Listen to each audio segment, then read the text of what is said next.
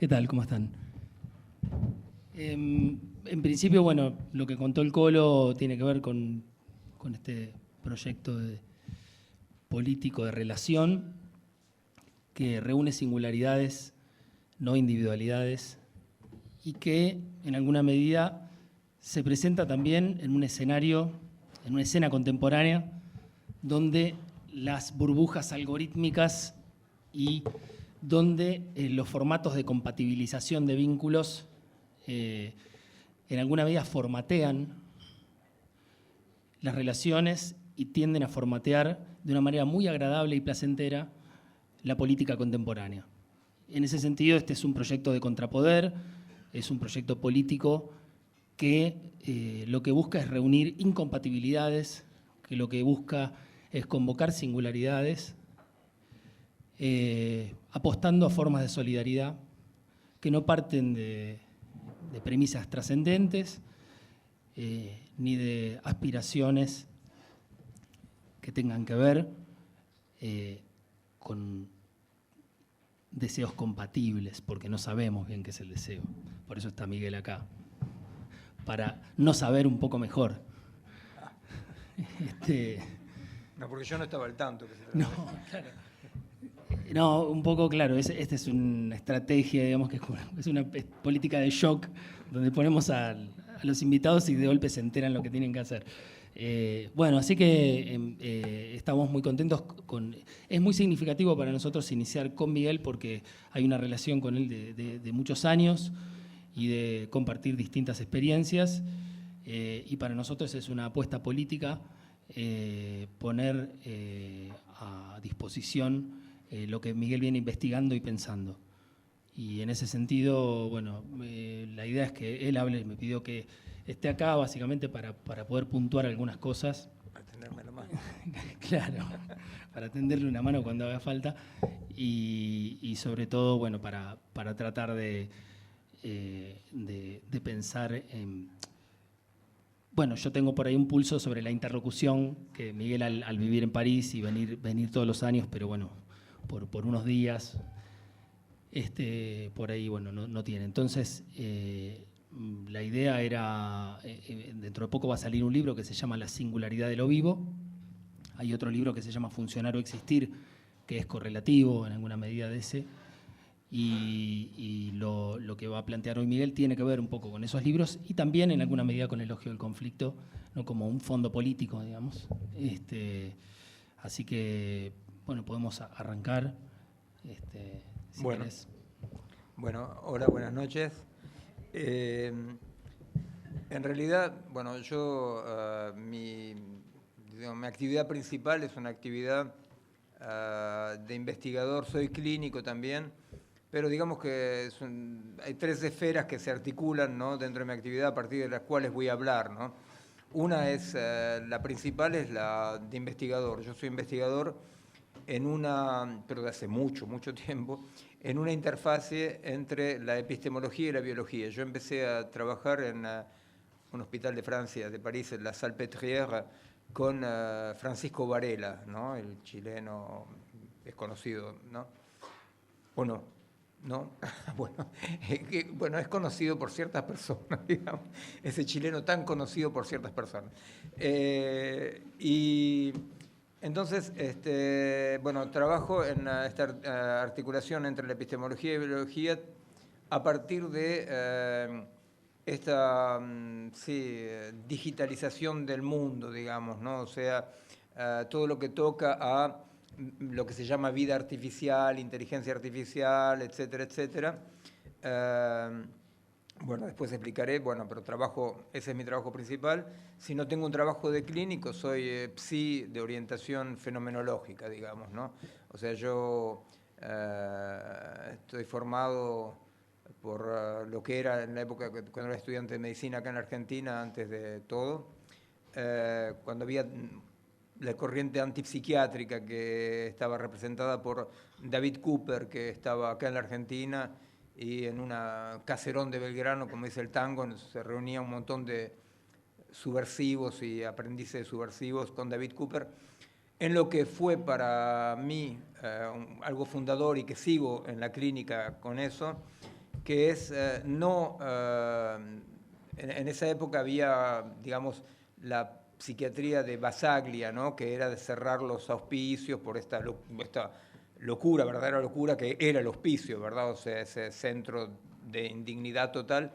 Pero la antipsiquiatría no, si bien pensaba que el hospicio era un horror, el loquero era un horror, nosotros partíamos del cuestionamiento de la norma, ¿verdad?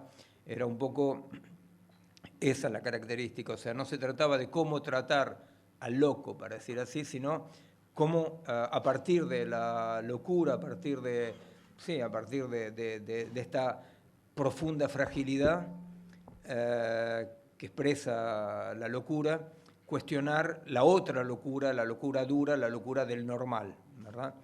Entonces yo continúo a trabajar en ese sentido como psi, bueno.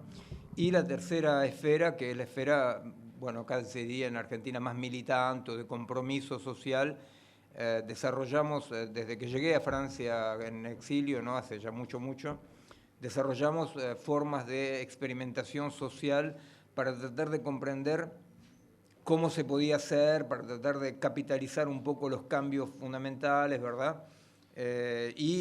Internalizando la cosa, ¿no? O sea, aceptando que había una ruptura muy grande con respecto a nuestra comprensión del mundo, nuestra comprensión del acto. Bueno, estas tres dimensiones son las tres dimensiones donde yo me muevo y que para mí no son para nada impermeables, al contrario, ¿no? O sea, son absolutamente articuladas, ¿no? Bueno, entonces yo voy a tratar de presentar un poco el contexto a partir del cual yo trabajo, pienso, investigo y produzco.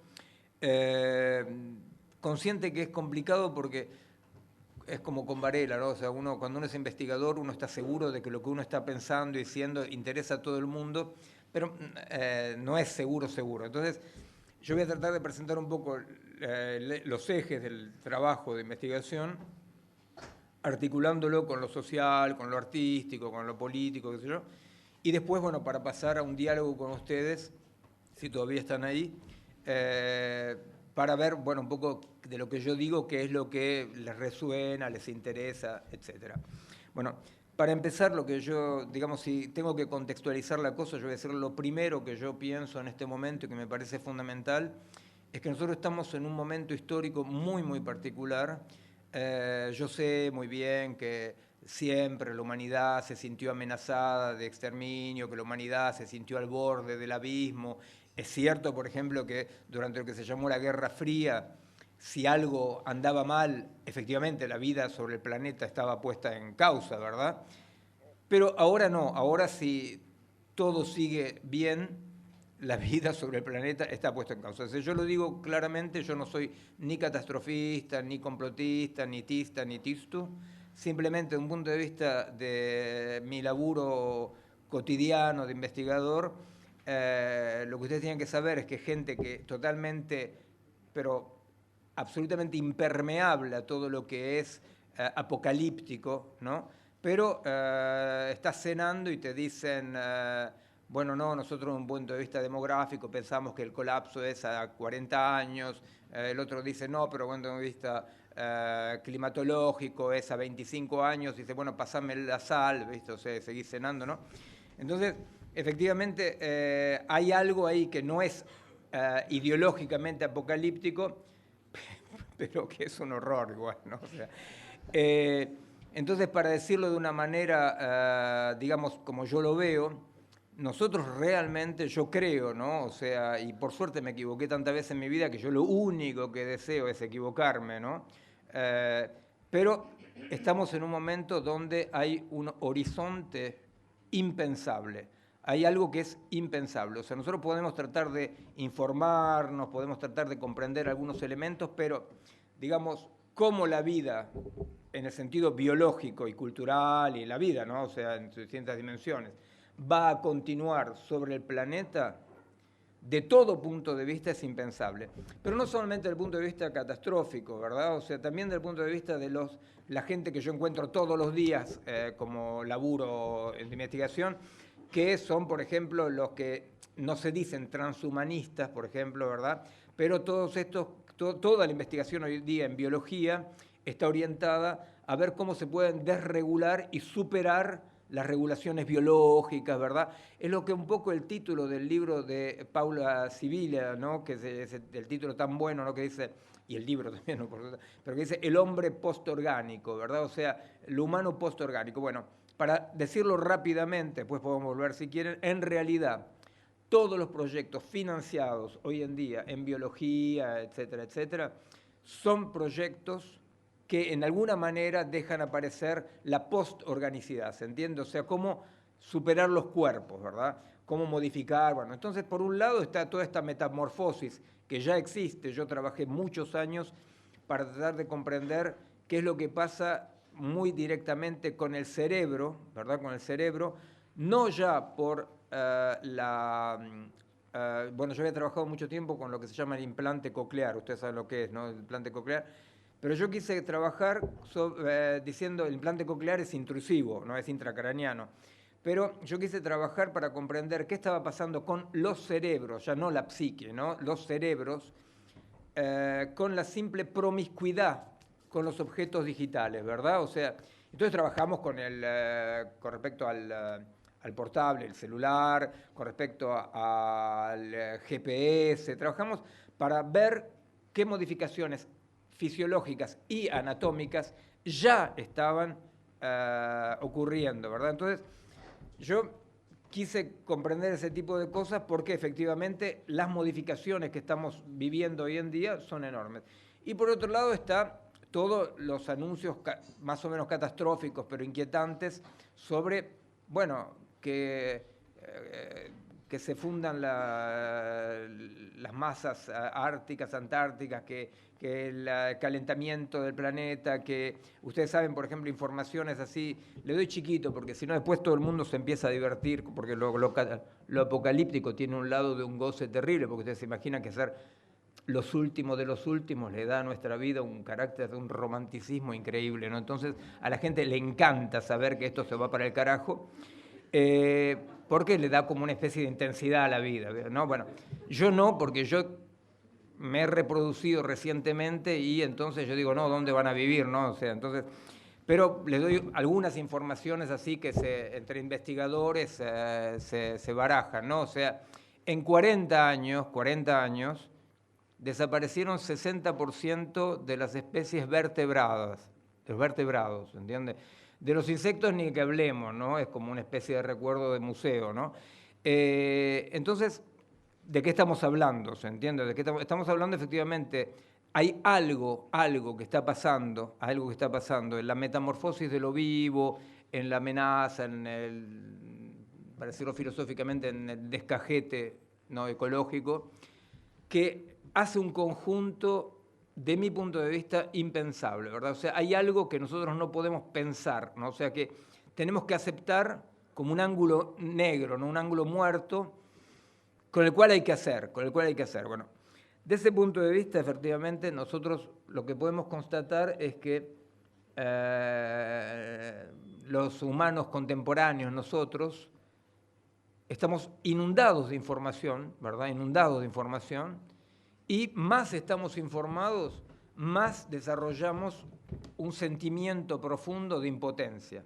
Entonces nosotros quisimos comprender esto, no solamente psicológicamente, sino también en la materialidad de la cosa, ¿verdad? Hemos trabajado en eso. Bueno, estos son algunos para contextualizar la cosa, ¿verdad? O sea, diciendo, no, lo que yo trabajo, en lo que estamos trabajando, toca a la posibilidad de actuar, ¿verdad? De los humanos, a la posibilidad de comprender, a la posibilidad, bueno, pero con respecto a una cierta, para decirlo así, urgencia en realidad, ¿verdad? Una cierta urgencia.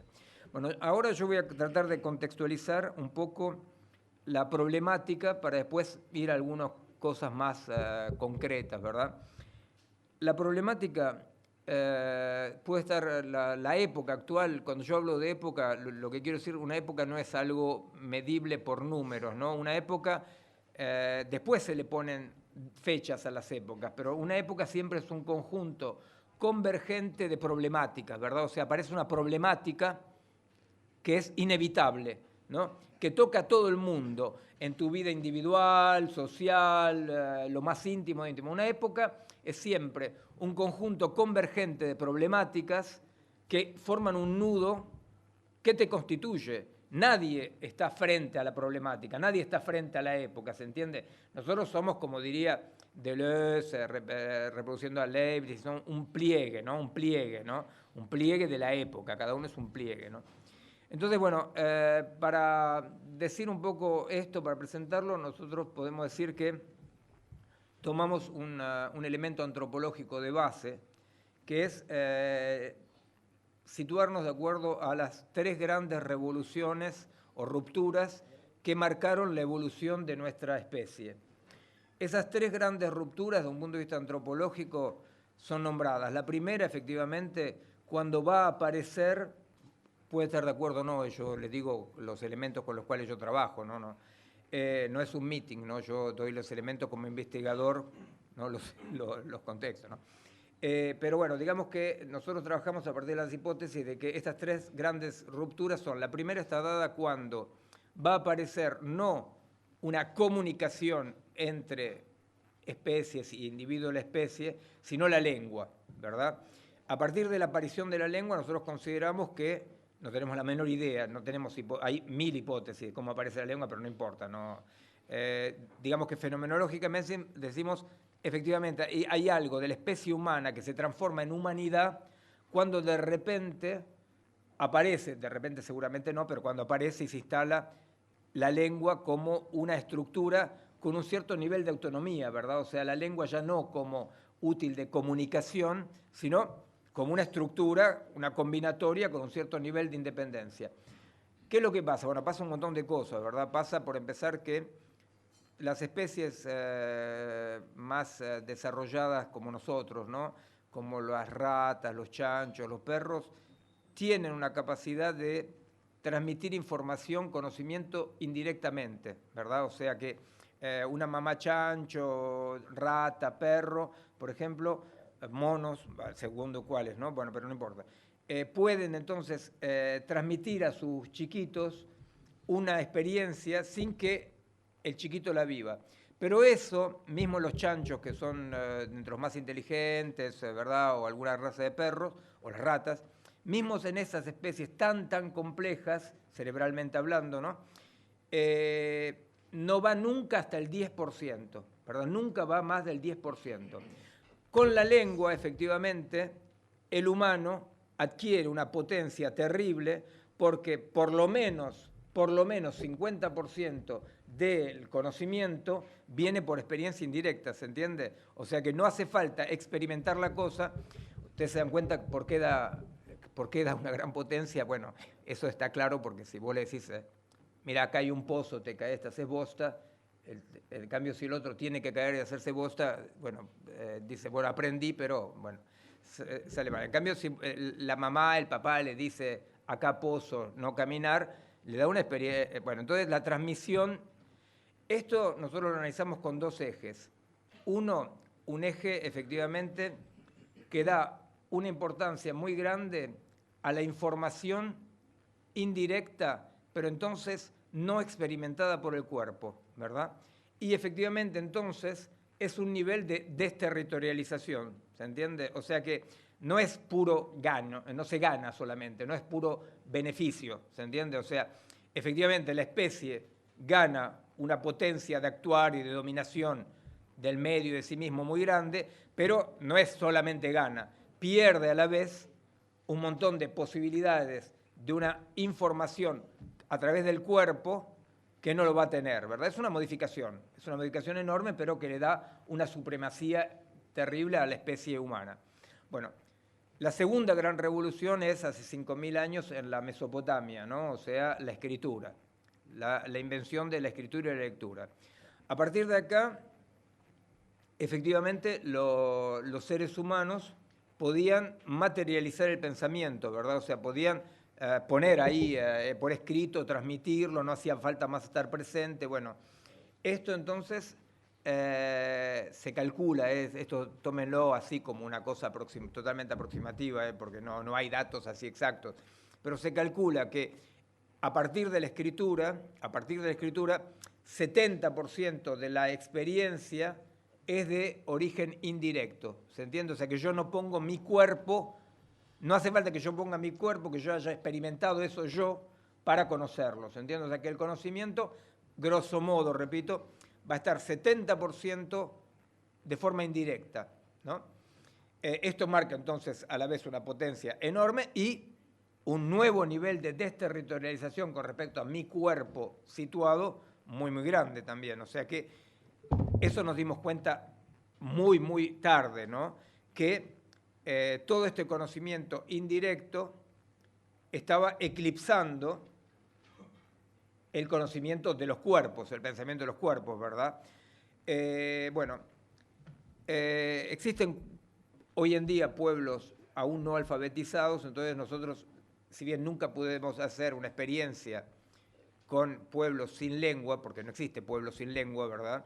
En cambio, sí podemos hacer experiencia con pueblos no alfabetizados. Les digo dos o tres cosas porque me parece ser interesante. Por ejemplo, cuando alguien nace en un pueblo alfabetizado, pero él es analfabeto, ¿no? Va a tener la estructuración cerebral de las zonas cerebrales, ¿no? De los circuitos de zonas, de un alfabetizado, ¿se entiende? O sea que hay efectivamente y esto no es por transmisión genética, no hay modificación genética bueno, ustedes saben con lo genético, hay algunos que dicen todo genético, nada genético, pero en síntesis, lo que es interesante es ver que hay como un carácter epigenético, en todo caso, que hace que mismo un analfabeto que nace en un pueblo alfabetizado va a estructurar su cerebro como un alfabetizado, ¿no? Esto quiere decir que los cerebros no estaban ahí, la zona del cerebro no estaban ahí aburriéndose esperando que aparezca la lectura y la escritura. Se ocupaban de otras cosas. Entonces, esto es un punto importante. Yo voy a tratar de no ser muy técnico, ¿no? Para no aburrirlo demasiado, pero es un punto importante porque los sistemas nerviosos centrales, los cerebros, funcionan con dos funcionamientos de base, que es la delegación de funciones y el reciclaje de zonas. ¿Qué quiere decir delegar funciones? Por ejemplo, en la evolución de las especies, siempre entre una especie y la otra se delegaron funciones, ¿se entiende? O sea, de lo que el perro se va a ocupar, yo no me ocupo más. Entonces, reciclo la zona. La coevolución perro-hombre no es elegida al azar, es fundamental, porque, para decirlo así, el preperro, digamos, el preperro con los hombres primitivos, hubo una parte de los preperros, para decirlo así, no caninis, no sé qué, ¿viste? Bueno, poco importa, que desarrollaron un comportamiento no agresivo hacia los humanos, con un beneficio enorme, porque los humanos siempre fueron unos cochinos que tiraban basura, entonces comían. Es fantástico porque, yo no les voy a contar, pero es fantástico, cómo la coevolución entre este preperro y estos casi humanos, ¿no? Hizo, entre tantas delegación de funciones mutuas, ¿se entiende? Y reciclajes, mismo fisiológicos, mismo de un punto de vista del fenotipo, ¿no? O sea, de la forma, que están en el origen del hecho de que el ser humano hable, por ejemplo. Entonces hay algo muy cómico porque se dice el perro es el mejor amigo del hombre, pero no es cierto. El perro es el hombre como el hombre es el perro, ¿se entiende? Porque ha habido una coevolución con delegación de funciones, ¿no? Que hace que no existe la evolución del ser humano, la evolución del rope. No hay. Bueno, entonces, esto querría decir perro, pero lo que pasa es que yo estoy acostumbrado a hablar científicamente, entonces no.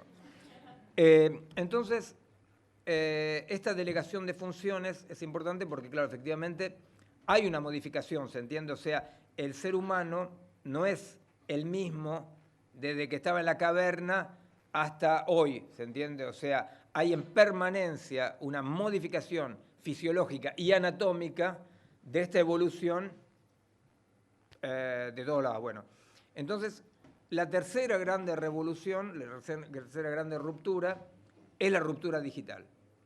Con la ruptura digital, lo que nosotros ahora sí tenemos más datos, pero los datos hacen parte del catastrofismo total, en regiones urbanas, periurbanas, pero mismo en algunas regiones de campo, los humanos reciben más o menos 90% de la información de manera indirecta, ¿no? O sea que, y el chiste es que lo que viene del cuerpo, en general, provoca ansiedad y inquietud, ¿se da cuenta? O sea que ha habido, bueno, entonces es un momento de desterritorialización máximo, ¿se entiende? Bueno, de este punto de vista, justo un paréntesis un poco, bueno, para pensar, ¿no?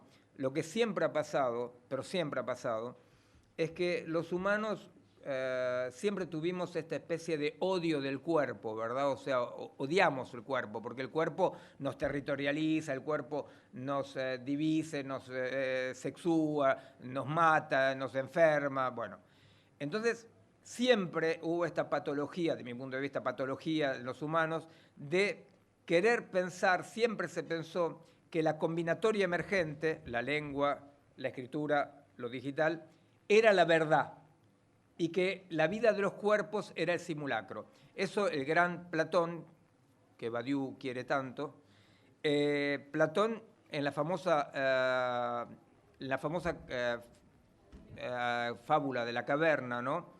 Todo el mundo cita la fábula de la caverna diciendo, sí, el esclavo salió, ¿no? Y se liberó y dijo la verdad, después le hicieron bosta, qué bien, bueno.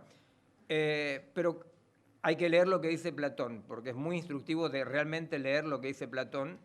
Lo que dice Platón es que el esclavo se fue, vio los arquetipos, ¿no? Y las formas geométricas, y se dio cuenta, volvió y se dio cuenta de que los cuerpos eran simulacros y que la verdadera vida estaba en las ideas. Y entonces Platón, como sabía que nosotros íbamos a leerlo no bien, explica, Stabiló dice, el ser humano es un ser que tiene las raíces en el cielo y no en la tierra, ¿verdad? Bueno, esta patología es una patología permanente del ser humano. Creer que la verdad es una verdad que está más allá de los cuerpos y que el cuerpo es el simulacro. Hoy en día, cuando yo evocaba antes el proyecto postorgánico, hoy en día nosotros estamos en un momento que, con un lenguaje técnico-científico, es un momento absolutamente religioso, donde nos es prometido, esta vez sí, poder vivir en el mundo de los algoritmos, ¿verdad? Bueno, de este punto de vista, efectivamente, esto es el contexto fundamental, ¿verdad? El contexto fundamental es este porque estamos en un momento histórico donde la delegación de funciones de la sociedad, del individuo, bueno, de las estructuras, qué sé yo, como uno quiera, la delegación de funciones hacia el algoritmo es inmensa. Ustedes piensen, ¿no? Que, bueno, la lengua de que el humano se llama humano, qué sé yo. La escritura 5.000 años. Hay hoy en día todavía pueblos no alfabetizados, hay un montón de analfabetos y semianalfabetos en los pueblos alfabetizados, o sea que hubo como reacciones orgánicas de defensa, de regulación de esta delegación de funciones hacia la escritura, ¿se entiende? O sea que la escritura, a pesar de que quedó eso, ¿no? Quedó lo que está escrito, es la verdad, ¿no? Existe eso, como también existe la palabra dada, ¿verdad? O sea, se expresa así. Pero hubo 5.000 años de regulación, ¿verdad? De regulación como para que esta delegación metafísica que dice la verdad está en la escritura se corrija un poco, ¿se entiende? O sea, cuando Stalin, para hablar de gente simpática, hace el plan quinquenal, el tipo dice, bueno, en 5 años, tantas bocas, tantas vacas, tanto trigo. El tipo hace un libro, escribe, ¿no? Y, bueno, los cuerpos resisten. ¿Cómo resisten los cuerpos a la escritura? Y, bueno, se mueren, ¿no? Se mueren. 20 millones de rusos se mueren porque no va, ¿no?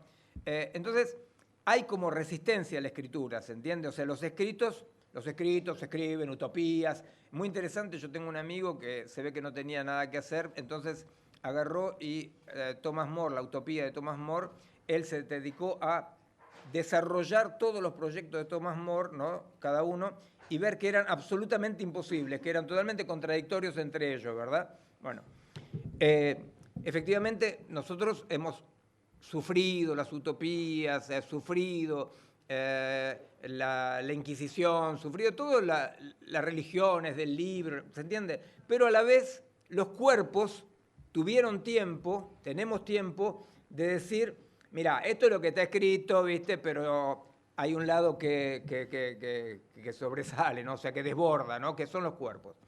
Con la revolución digital, me imagino que habrán visto dónde quiero llegar, con la revolución digital el problema es que la difusión es absolutamente global e instantánea.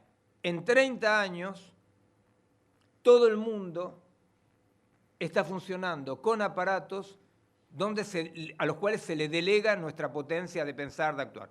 Yo lo digo ya así como que me lanza un chivo para que quede claro. Por supuesto que yo no me sitúo para nada en las categorías imaginarias de tecnófobo o tecnófilo.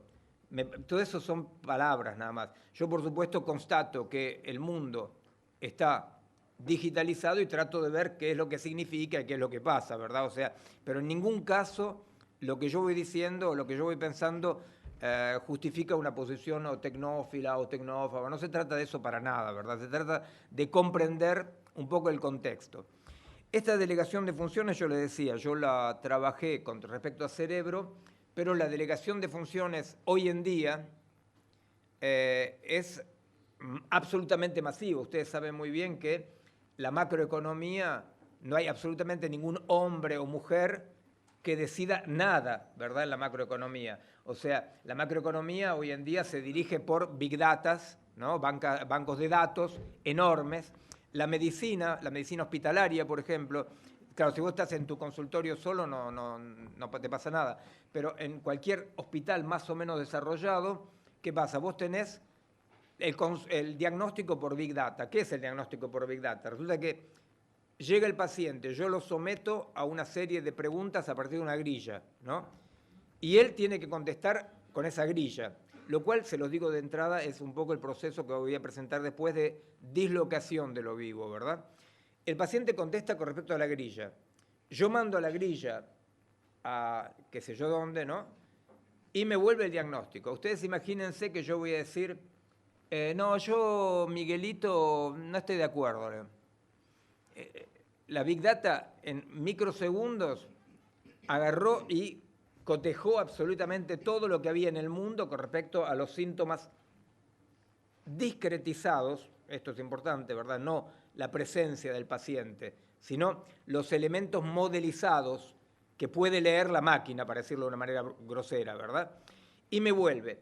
Esto se llama, perversamente, la medicina individualizada. En realidad lo que pasa es que es la medicina que incorpora un cambio antropológico fundamental, que es el paso entre el individuo y lo que llamaríamos el perfil. ¿Se entiende? Ustedes saben lo que es un perfil, ¿verdad? Un perfil es justamente este avatar platónico, ¿no?, que corresponde a una serie de microdatos. Los perfiles son perfiles económicos, ¿verdad? O sea, por ejemplo, si yo quiero investir plata en un país africano para comprar cacao, ¡pum!, choc, Big Data, hace un perfil del país y dice sí o no. Y no hay ningún perico que va a decir, a mí me parece que no. ¿Se dan cuenta? O sea, esto a veces choca porque la gente vio mucha ciencia ficción y siempre en la ciencia ficción hay un mundo con máquinas que dirigen a los humanos, entonces una mina en bolas y un tipo en bolas o con taparrabos, digamos, bueno, van y desenganchan la máquina, ¿no? En realidad la cosa está un poco más complicada porque como nosotros estamos ya totalmente hibridados, colonizados y con cerebros absolutamente en una dislocación muy avanzada, si llegan a enganchar la máquina, se quedan ellos absolutamente cocinados, ¿verdad? O sea que no se trata para nada de eso. Se trata de comprender, todavía podemos tratar de comprender. Y comprender, lo digo rápidamente, podemos volver si ustedes quieren, ¿no? Comprender, se los digo así nomás, comprender es la diferencia entre estar informado y comprender, es el cuerpo. El cuerpo comprende, los cuerpos comprenden, las máquinas y las conciencias son informadas. ¿se entiende? Los cuerpos comprenden. Los cuerpos comprenden y los cuerpos entonces justamente, porque hablaba con un amigo el otro día de esta teoría de los MEM, ¿no? Los MEM, ustedes no oyeron hablar de Varela, no oyeron hablar de los MEM, pero yo me equivoqué de público yo. Los MEM son la idea de que hay consignas muy bien hechas que se pelean entre ellas, ¿no? Los memes. Ah, los memes. Ellos los que se equivocaron. Ellos, los memes, claro, eran los memes, claro. Los memes, bueno. Entonces, efectivamente, yo hablaba con este amigo de la cuestión de los memes, y la verdad con esto de los memes, te da miedo, ¿no? Porque decís, llega un meme más fuerte, ¿no? Coca-Cola refresca mejor, o Pepsi-Cola, ¿no? O votá por Macron, ¿viste? Estás hasta las bolas, ¿viste? O sea, pero en realidad el problema con los memes no es que los memes estén bien hechos, o que el tipo que hizo la teoría es un poco opa. El problema con los memes es que efectivamente, si llegan a una conciencia desterritorializada como estímulo, sí colonizan la conciencia. Lo que no puede colonizar un meme es el conocimiento que pasa por el cuerpo estructurado, ¿se entiende? O sea, ninguna consigna, ningún enunciado, para decirlo de manera un poco más, digamos, civilizada, ¿no? Ningún enunciado, por más bueno que esté, si va contra la experiencia de tu cuerpo territorializado, no pasa, ¿verdad? No pasa.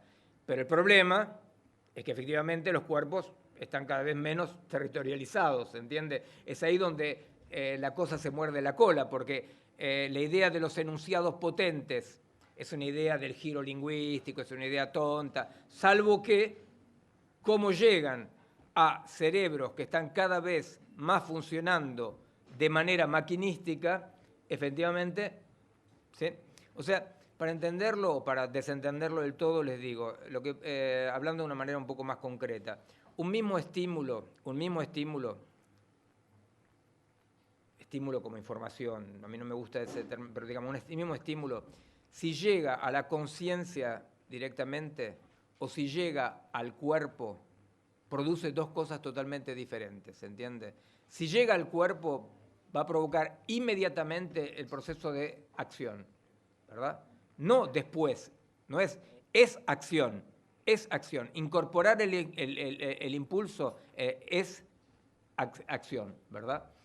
Si llega a nivel consciente, es información, ¿verdad? O sea, eso es uno de los puntos que a nosotros nos parecía interesante para comprender por qué la gente tan informada no actúa.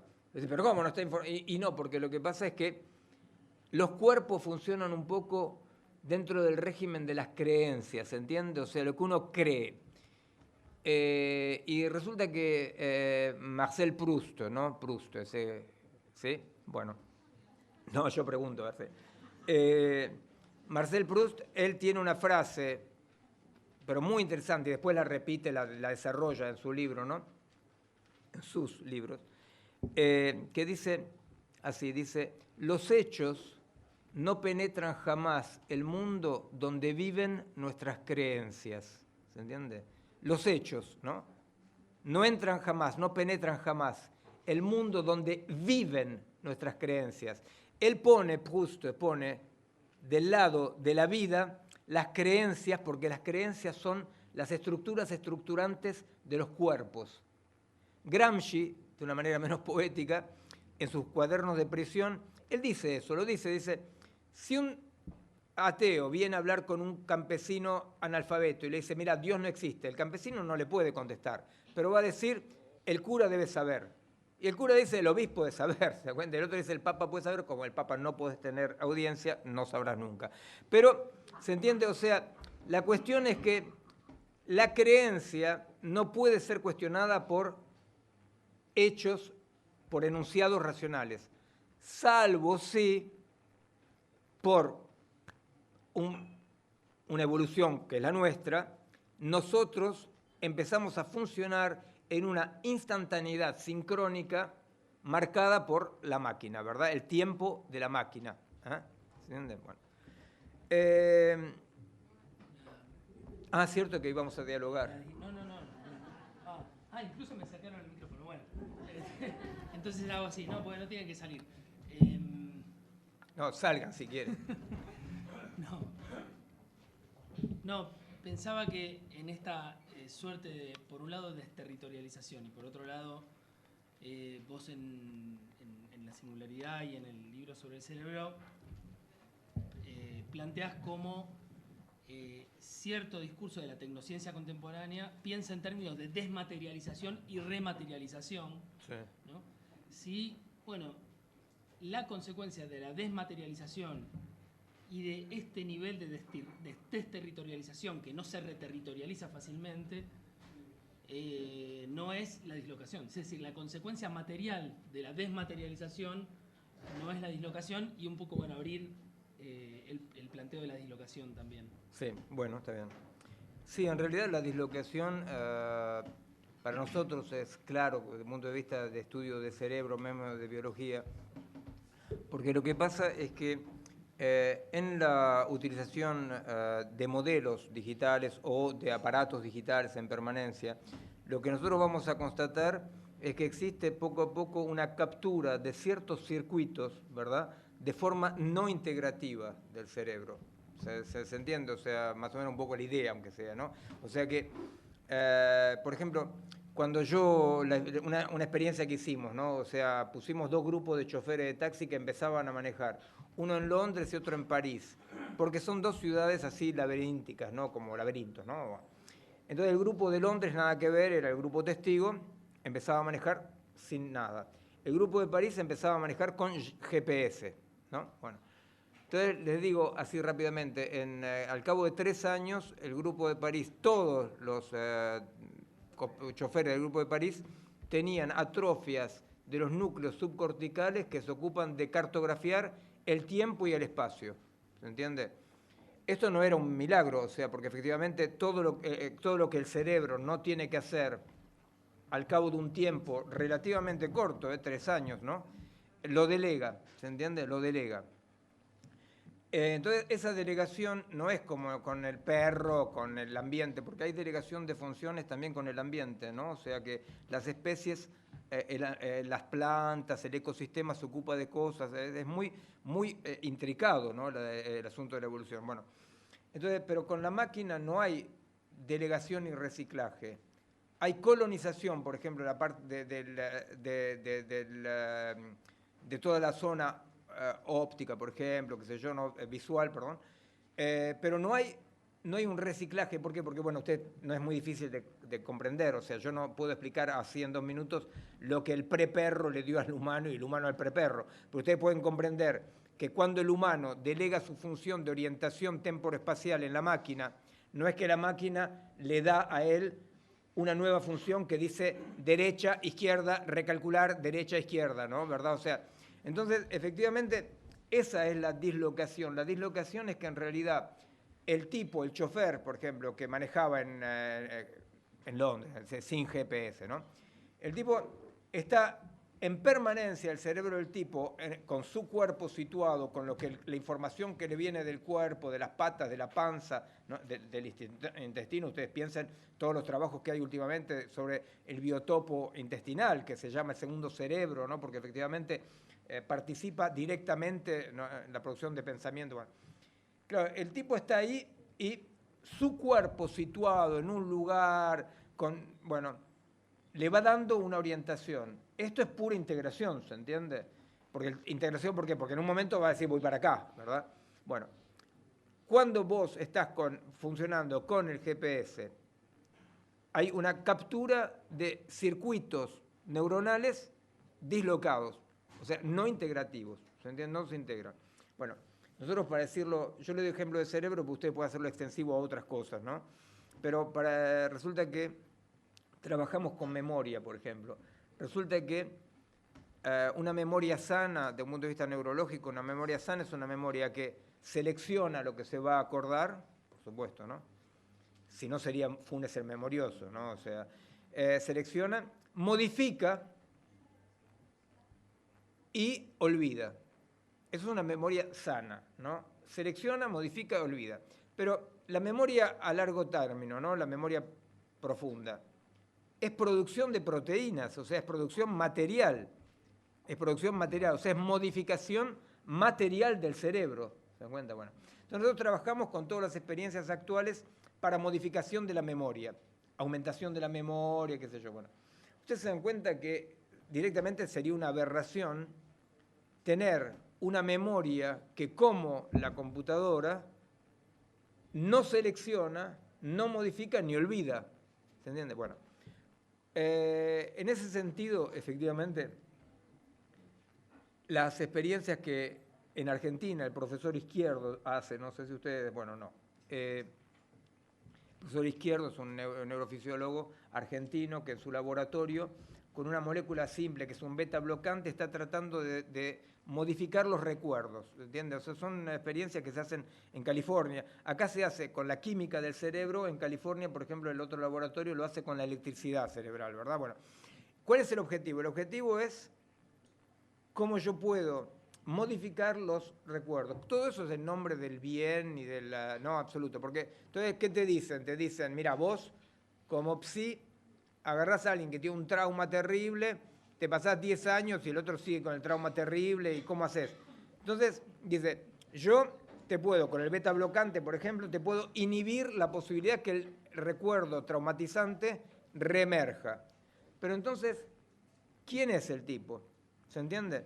Porque nosotros como humanos, hasta hoy, ustedes saben que nuestros cuerpos, en permanencia, lo vivo en permanencia, se caracteriza por la pérdida del material concreto, ¿verdad? O sea, vamos perdiendo toda nuestra materia, incorporamos nueva materia que modificamos, ¿no? ¿Se entiende? O sea, lo propio de lo vivo es eso, perder en permanencia la materia. Es una sorpresa neurológica total de que yo me reconozca todos los días en el espejo. El misterio es ese, ¿no? ¿Cómo puede ser que yo me reconozca, dado que en realidad yo estoy en un cambio permanente? Para darles una idea, un bebé en un mes y medio, perdió toda la materia, ¿no? Que constituye sus moléculas y células y tejidos, y incorporó otras, ¿verdad? Entonces vos, por ejemplo, tenés un hijo, te vas a trabajar durante un mes, es decir, vos le decís, y volvés y dices, oh, es perico, ¿no? Y perico, ay, papá. Pero efectivamente lo que pasa es que de perico no queda un átomo, ¿no? Bueno, entonces, ¿cómo puede ser que los humanos y los vivos, ¿no? Los vivos no en el sentido de los porteños vivos, ¿no? O sea, lo vivo, pueda reconocerse ya que está en ese cambio permanente? Y bueno, por la memoria, ¿verdad? La memoria, ¿qué es lo que va a hacer? La memoria modifica fisiológicamente y anatómicamente nuestro cuerpo, no solamente el cerebro, de manera que la reincorporación de elementos, la reproducción de proteínas, se haga guardando alrededor y guardando esa experiencia. Somos la experiencia, somos nuestra memoria. Imagínense lo que significa como dislocación el hecho que yo tenga un chip, ¿no?, que se acuerda de todo, y bueno, si se acuerda de todo, hay algo en esta fascinación, porque es fascinante, desde un punto de vista de investigador, es fascinante todas estas investigaciones, pero en esta fascinación que aparte encuentra el mercado, ¿no? O sea, no es tan inocente, ¿verdad? O sea, yo, por ejemplo, trabajo sobre las regulaciones biológicas, ¿no? Y tengo un tipo, ustedes pueden verlo en YouTube porque es muy cómico, tengo un tipo que es mi enemigo total en Francia, se llama Laurent Alexandre, es un médico, biólogo, que escribió un bestseller absoluto que se llama La muerte de la muerte. Claro, porque él dice, nosotros no se vamos a morir más porque nosotros conocemos el cuerpo y vamos a modificar, qué sé yo. Y yo llego y digo, no, mire, nosotros se vamos a morir, ¿no? Y entonces dice, bueno, efectivamente, no vendemos la misma cantidad de libros, ¿no? O sea, por supuesto, ¿no? Entonces, este tipo de regulaciones son hoy el día el proyecto de desmaterialización del cual vos hablabas. Yo digo dos palabras nomás y después me callaré para siempre, que es, nosotros debemos comprender cuál es debemos tratar de comprender, para ser más democrático, debemos tratar de comprender cuál es, qué es esto que está pasando, ¿verdad? Porque ustedes se dan cuenta que nosotros nos te dicen, vamos a votar, ¿por quién querés votar? ¿Por quién no querés votar? Pero ¿sabés qué? La Big Data de IBM no la vota nadie, ¿viste? O sea, no la vota nadie, ¿viste? O sea, vamos a repolitizar. ¿Y qué te repolitiza? La Big Data, ¿te das cuenta? O sea, hay algo acá, yo lo digo por si no se comprendió nada, digamos, las extensiones sociales, políticas, filosóficas de la cosa, ¿verdad? Es que medio como lo que era el sujeto humano que decide, que medio como se entiende, si se entendió algo de lo que empecé a decir, hay algo más o menos que no funciona, no funciona. Entonces, bueno, yo quería decir algo que para nosotros es como una especie de, sí, de hito, no sé, referente, ¿no? Resulta que hay un tipo que en la Argentina fue conocido, Jean-Pierre Changeux, que escribió un libro muy bestseller que se llamaba El hombre neuronal. Hace 35 años. Hace 35 años, Jean-Pierre Changeux, que está siempre haciendo la investigación en París, ¿no? Él escribe en su Hombre Neuronal una cosa que va a transformarse en la consigna central de nuestra época. Él va a decir, estamos en capacidad de abolir la frontera que divide lo mental de lo neural. ¿Se entiende? O sea, todos son procesos. Y al lado dice, lo neural funciona sobre un principio algorítmico como la máquina digital. ¿Se entiende? O sea que el tipo dice, lo mental, o sea, todo el mambo que hace vivir y comprar casa, los psicanalistas y todo eso, ¿no? Lo mental es puro imaginario, dice. Podemos bajar lo mental a lo neural. Y lo neural son circuitos integrados de silicona, ¿no? O sea, son algoritmos. Esto, que hace 35 años él lo pone como una hipótesis de avanzada, vanguardia, es la convicción central hoy en día que está produciendo no solamente el mundo, sino nuestros cerebros, nuestra relación con el mundo, de manera muy lúdica, ¿se entiende? O sea, de manera muy lúdica. O sea, yo todo el día, yo no, les digo la verdad, yo no, pero muchos de nuestros contemporáneos todo el día se la pasan haciendo lo que la máquina te permite de hacer, ¿verdad? Oh, mirá, yo puedo contar cuántos pasos di entre el baño y mi cama, yo puedo contar cuántos pasos dieron los otros, yo puedo contar. ¿Y para qué carajo te importa contar? No, porque en esta dislocación lo que pasa es que pasamos a un funcionamiento, ¿no?, que deja de lado toda negatividad, porque lo único que la modelización digital no puede modelizar es lo que, desde un punto de vista de la gran tradición filosófica y biológica, en cierto sentido, se llama la negatividad. La negatividad en el sentido de que en lo vivo y en la cultura las cosas no coinciden, ¿se entiende? No hay coincidencia. Hay siempre un disfuncionamiento, que no es un disfuncionamiento, sino una falla. O sea, lo vivo está fundado sobre una falla. Esa falla es lo que nosotros llamamos existir. Bueno, para culminar esta pequeña introducción, no, es un chiste. En realidad, pongamos el ejemplo del GPS, ¿no? Si nosotros decimos a alguien, mira, estamos en un mundo donde tenemos una visión de nosotros mismos, de la sociedad, de nuestros proyectos funcionalistas, queremos funcionar bien. Alguien te va a decir, bueno, ¿por qué? ¿A vos te gusta perderte cuando vas a la casa de Perico? Con el GPS vos vas de A al punto B, ¿verdad? O te dicen, ¿a vos te gusta hacer una raíz cuadrada? Vos apretás un botón y te sale la raíz cuadrada. ¿Se entiende? O sea que el funcionamiento funciona. El auto Google, ¿no? El autónomo, ¿no? Google, por ejemplo, efectivamente que va a funcionar mejor que nosotros. Pero nosotros estamos en Buenos Aires, que es peor que Nápoles, ¿se da cuenta? O sea, donde la gente, cuando alguien le pasa por al lado, va más rápido, siente que le insultaron a la madre, ¿verdad? O sea, es un pecado total, ¿no? O sea, y si de repente alguien estacionó un poco y no te deja pasar, bueno, el coche Google, alguien pasa más rápido, le importa un carajo, alguien está estacionado, el dobla, ¿verdad? Entonces, por supuesto que va a funcionar mejor.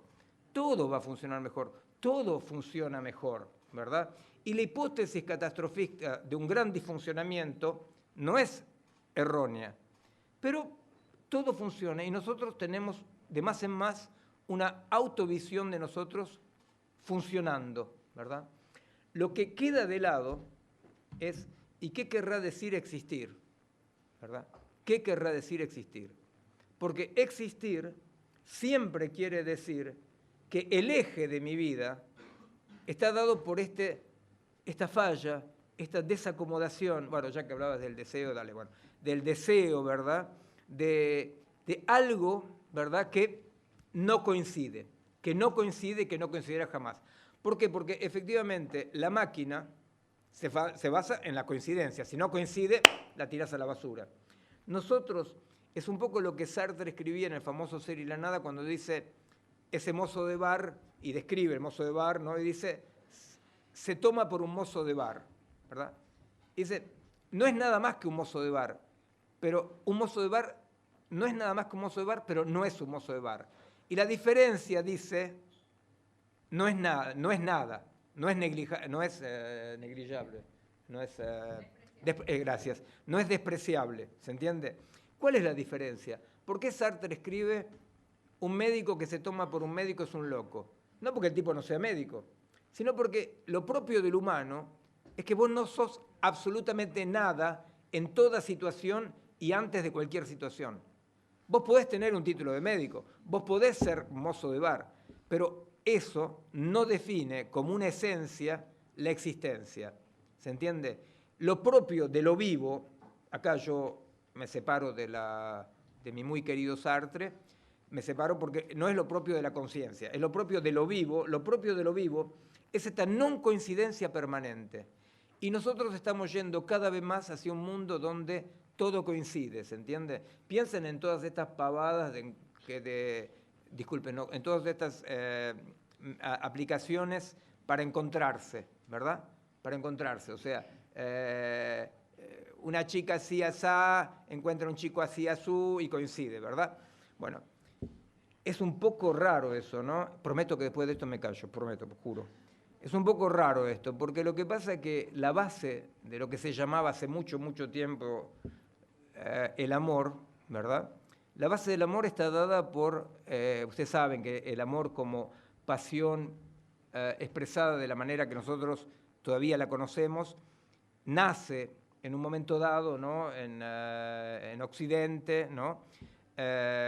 Con la ruptura del casamiento por linaje, ¿no? Y la idea de que nos unimos por amor, ¿verdad? O sea, no es que la gente no se amaba o no se calentaba, pero no se unían por eso, no había una legitimidad central del amor.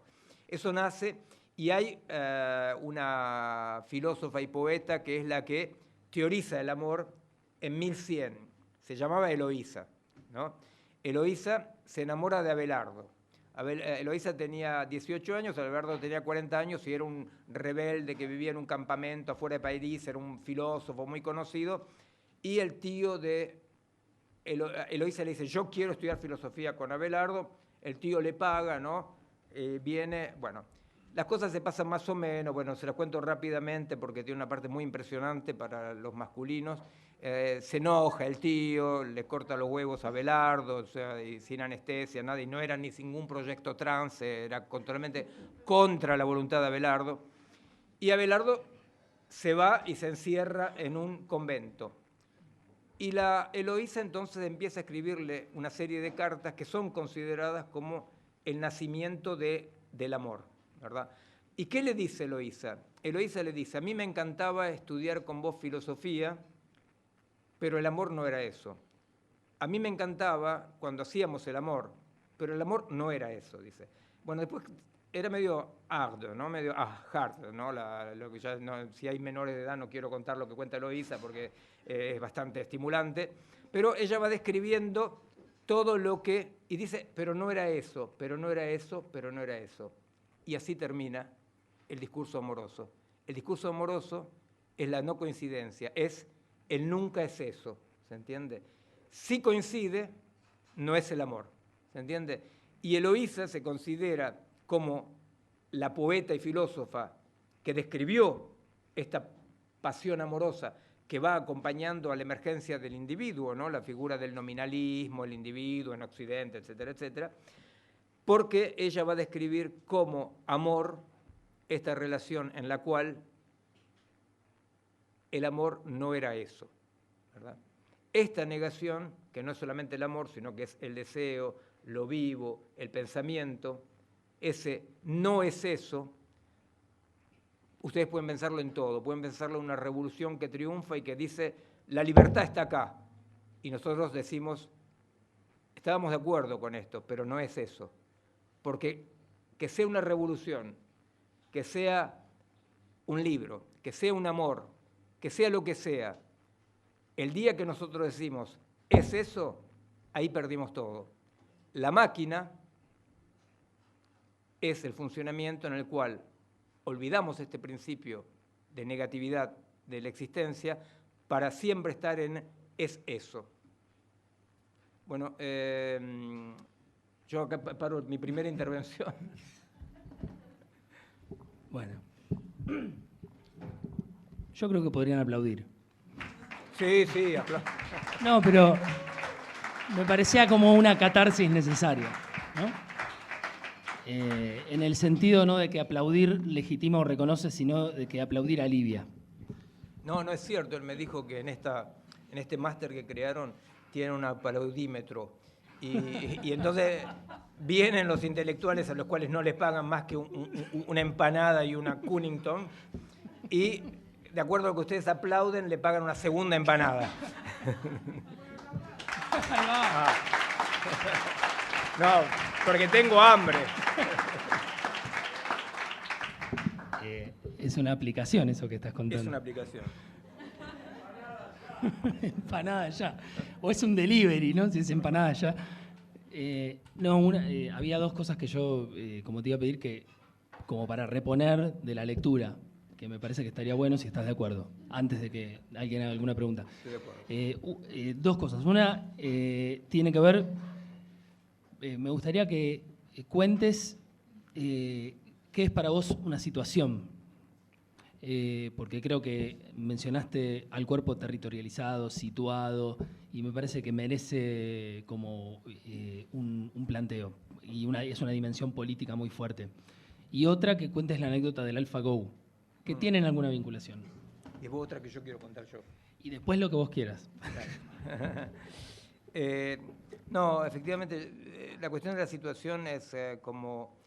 no tiene nada que ver con la tradición situacionista, ¿verdad? O sea, de Guy Debord, etcétera, ¿no? Hablamos de situación al sentido más fenomenológico. O sea, una situación es lo que acontece y que nos convoca metiendo en causa todos nuestros roles, nuestros diplomas, nuestros roles, nuestras identidades, ¿verdad? El ejemplo que... En causa serían problemas. Metiendo en problema, perdón. Un ejemplo sencillo es el ejemplo de esta pequeña novela de Albert Camus, ¿no? Que se llama La caída. Resulta que es un abogado de affaires, como se dice, de negocios, ¿no? Un abogado de negocios que está pasando, que va a una cita una noche en París y pasa por un puente sobre el Sena y pasando ve una mina que está ahí y que tiene cara medio no andar muy bien, él sigue caminando y escucha pluf, ¿no? Se para y dice, no, debe ser que alguien tiró basura a la Sena o algo por el estilo, ¿no? Y sigue, al río Sena, ¿no? Y sigue. Y bueno, el resto de la novela es como el tipo poco a poco es destruido por esto, ¿no? O sea, como el tipo, bueno, su vida está destruida. Bueno, entonces la idea en esta novela, así como un poco ejemplar, pero muy bien escrita, no es con estabilo, que de la situación es que de repente él cree que él es un abogado que está yendo a una cita, pero en realidad la situación es ese pluf que te convoca, ¿se entiende? No es forzosamente instantánea, hay pluf más largos o más cortos. La situación es ese pluf que te convoca, donde vos de repente no es ni abogado, ni hombre, ni francés, ni argelino, él es de repente el cobarde que se fue, ¿se entiende? Bueno, la situación es eso que te convoca y que te modifica a pesar tuyo.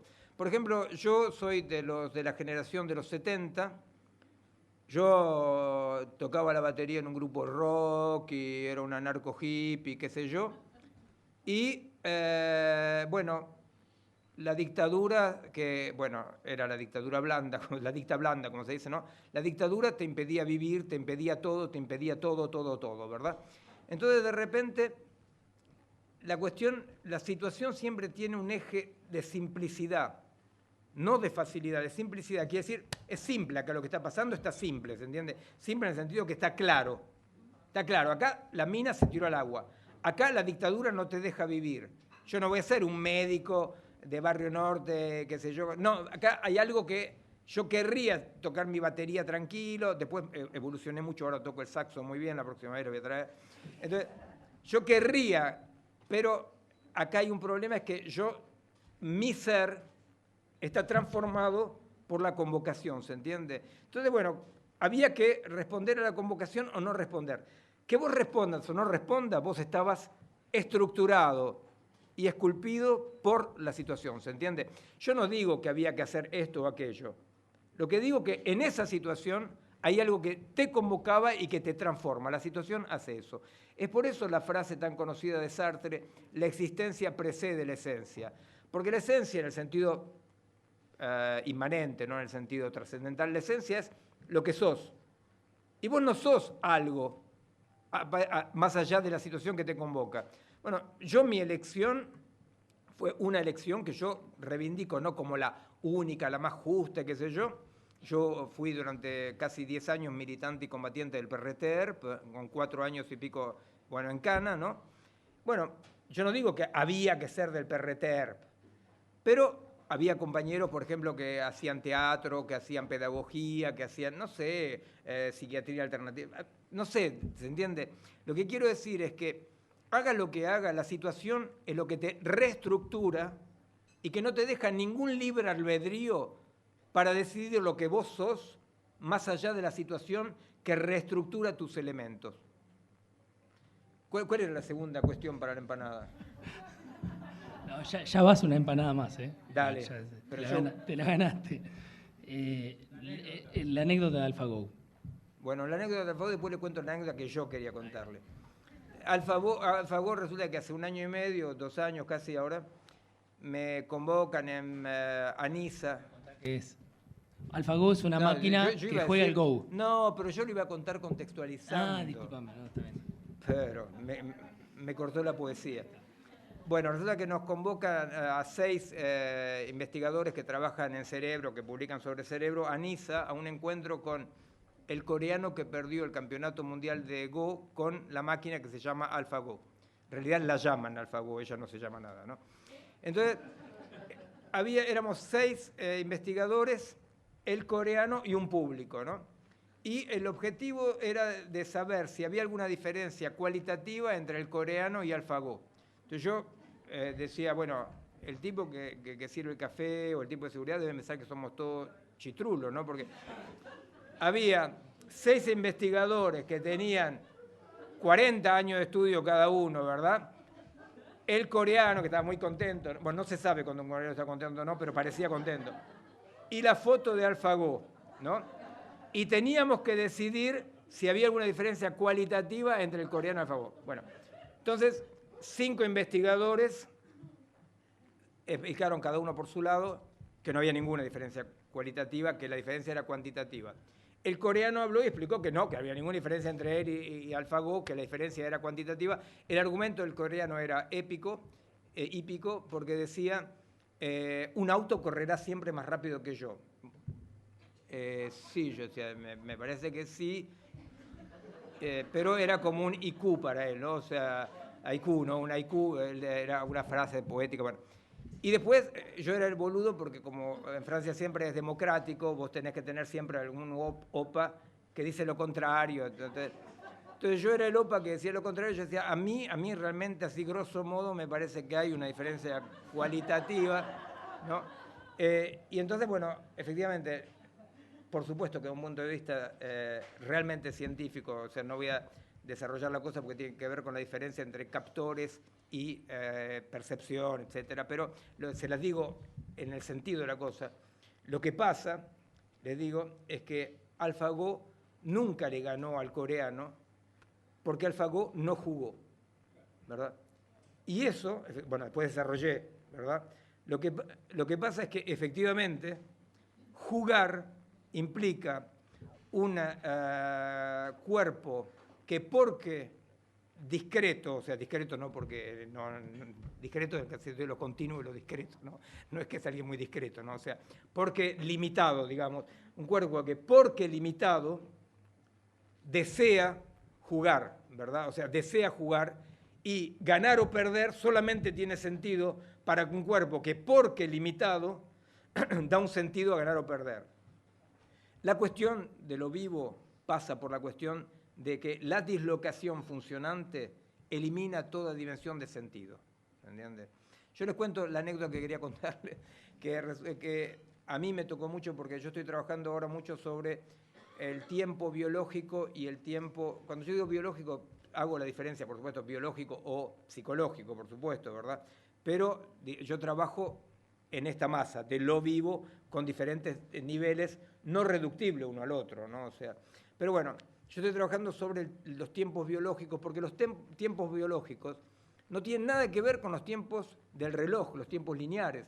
O sea, no se puede ganar tiempo, ¿se entiende? Pero tampoco se puede perder tiempo. Toda la educación actual en la cual no se quiere que los chicos pierdan tiempo, si uno quiere ganar tiempo, lo único que puede hacer, se lo digo así rápidamente, desde un punto de vista biológico, es aplastar una serie de funcionamientos vitales que estructuran el cerebro, el cuerpo y la vida de alguien, ¿se entiende?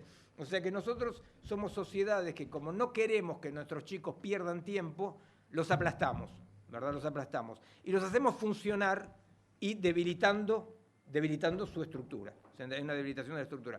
O sea, un chico no puede ni ganar tiempo ni perder tiempo. Nuestras sociedades que hacen apología de lo joven, en realidad hacen un terrorismo total, porque un joven lo único que puede hacer es tomar su tiempo, ¿verdad? Tomar su tiempo. Bueno, entonces yo trabajo sobre la cuestión del tiempo. Y a raíz de eso yo me acordé de una anécdota que me pasó a mí personalmente, porque ahí viene la parte como... claro, yo. Claro, yo. Resulta que cuando yo tenía 15 años, o sea, en el siglo pasado, ¿no? De hecho, claro, y había un cine que se llamaba el Lorraine, ¿no? Que era el cine donde a pesar de la dictadura íbamos todos a ver Morir a Madrid y decíamos, muera Franco, y algunos decían, muera Onganía, ¿no? Y bueno, entonces estaríamos todos muy contentos, ¿no? Bueno, y en ese cine pasaban una trilogía que se llamaba La condición humana, que era la trilogía de un japonés, que duraba 14 horas. Entonces yo fui ahí a verla, tenía 15 años, y había algunas pausas, en la pausa nadie me daba bola, todos los intelectuales hablaban entre ellos, a mí nadie me daba pelota porque pensaba que era el hijo del acomodador. Y yo en esa trilogía, yo salí a las 12 de la noche, a la 1 de la noche, diciendo, yo he visto lo que va a ser mi vida. En esta trilogía es así. La primera parte, por X razón, el japonés tiene que ocuparse de prisioneros de guerra chinos, y el tipo muestra cómo éticamente él puede asumir esta situación guardando una posición ética. En la segunda parte, él va a la guerra, y en la guerra, a pesar del furor del combate, el tipo se las arregla para en ningún momento dejar una posición ética. Y la tercera película, él va preso, y preso, con el miedo, con la tortura, él, bueno, y yo salí diciéndome que lo parió, yo acabo de ver, bueno, pero era una convicción de un pibe de 15 años, pero no, efectivamente, yo combatí durante varios años, en el combate era cuestión de ética y también era cuestión a veces de tener prisioneros que agarrábamos y qué sé yo. Después estuve preso un montón de tiempo, bueno, y entonces yo cuando salí de la cárcel, a mí me cambiaron por un cambio sórdido para esconder la muerte de las dos, el asesinato de las dos monjas francesas de la parte de Astiz. Como yo soy franco-argentino, me sacaron una patada en el orto del Chaco, donde yo estaba, donde fue Margarito Berén y todo eso, ¿no? A París, para decir, bueno, no, qué sé yo. Bueno. Yo llego a París y empiezo a buscar la condición humana. Resulta que La condición humana es un libro que escribió Malraux, y los franceses, como saben que existe algo más allá que Francia, pero no lo creen mucho, me decían, claro, la condición humana, Malraux. Y yo decía, no, japoneses. Me dice, no, Malraux no es japonés. Bueno, entonces yo, esta condición humana, durante toda la época de combatiente, toda la época de preso, toda la época del exilio, me acompañó, fue una referencia, ¿no? Y nunca la encontraba.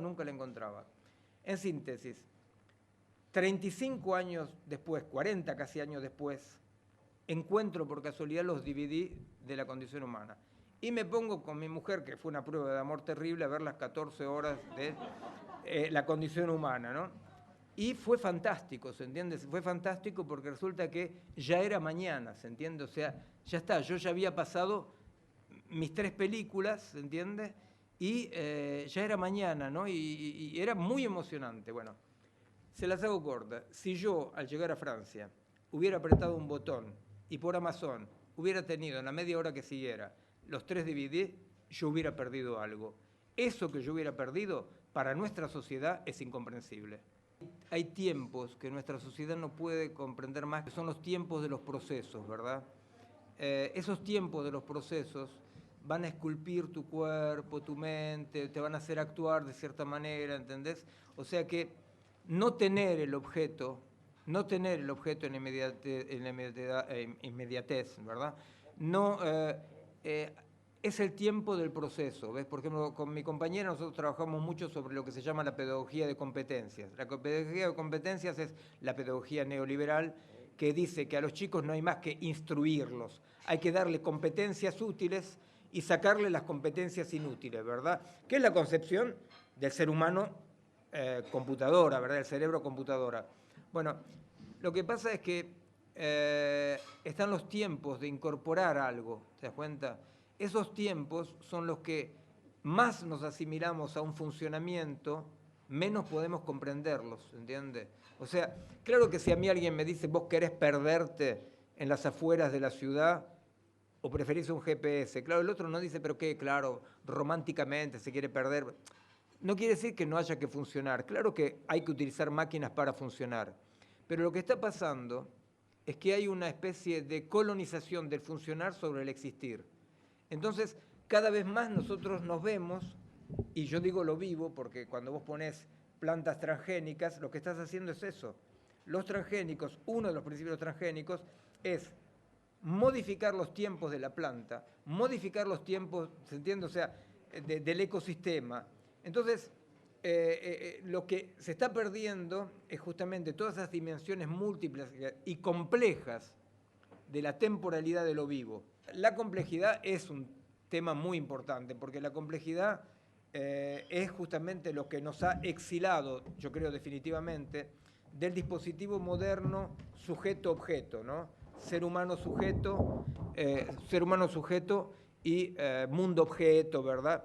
¿Por qué? Porque un gran cambio que ha habido histórico es que la complejidad no es una teoría, la complejidad es casi la lectura de nuestro mundo actual, ¿verdad? Es como la lectura del mundo material, de los cuerpos.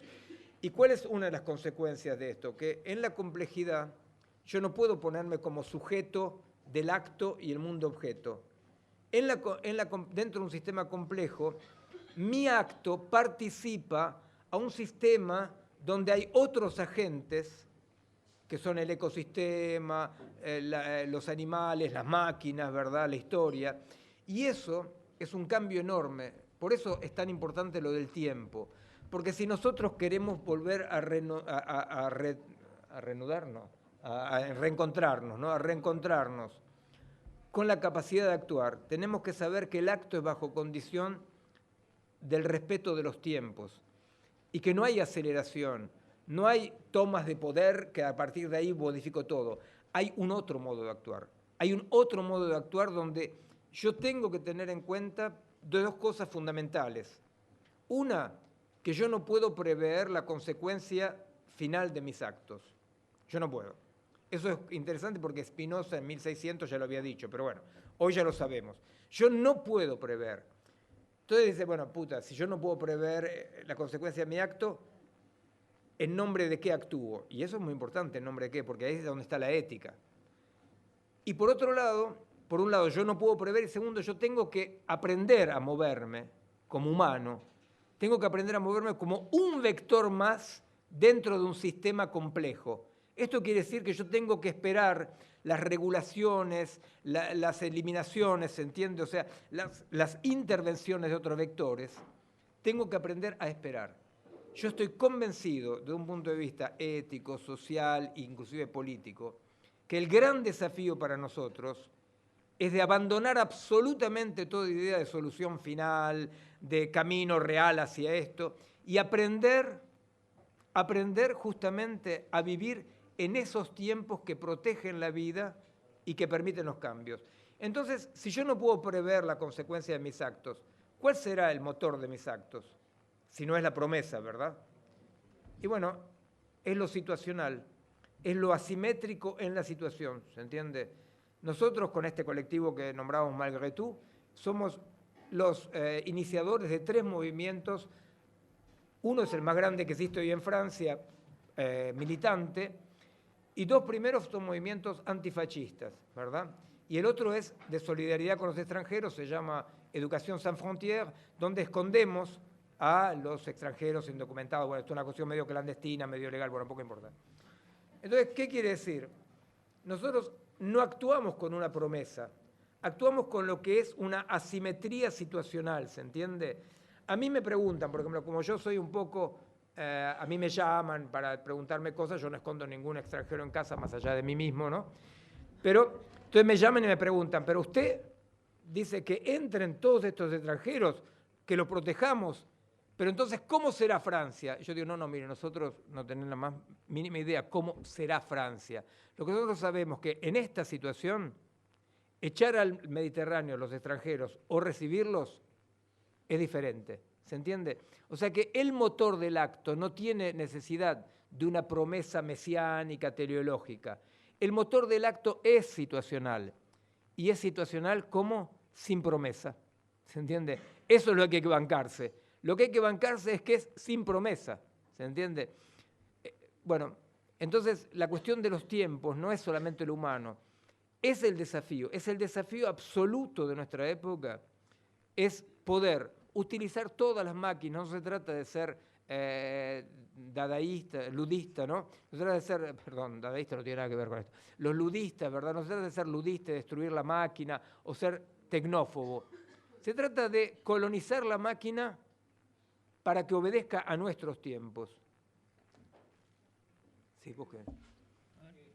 No, había, pero... Sí. Más temprano, cuando estabas hablando, decías impacto en nuestros circuitos cerebrales. Sí. Y bueno, y después fuiste al ejemplo de los taxistas franceses. Yo lo vi como un hecho de libertad. Que ellos olviden los recorridos y usen la máquina. Lo importante es si esos momentos de libertad, esos circuitos ociosos, viene el sistema o la mecanización a ocuparlos cuando ellos quieren, o el taxista se dedica a escuchar música, a imaginar una poesía o lo que sea. Sí. O sea que el tema de los circuitos me preocupa, o me interesa más que me preocupa. O sea, nosotros humanos funcionamos a partir de muchos circuitos establecidos.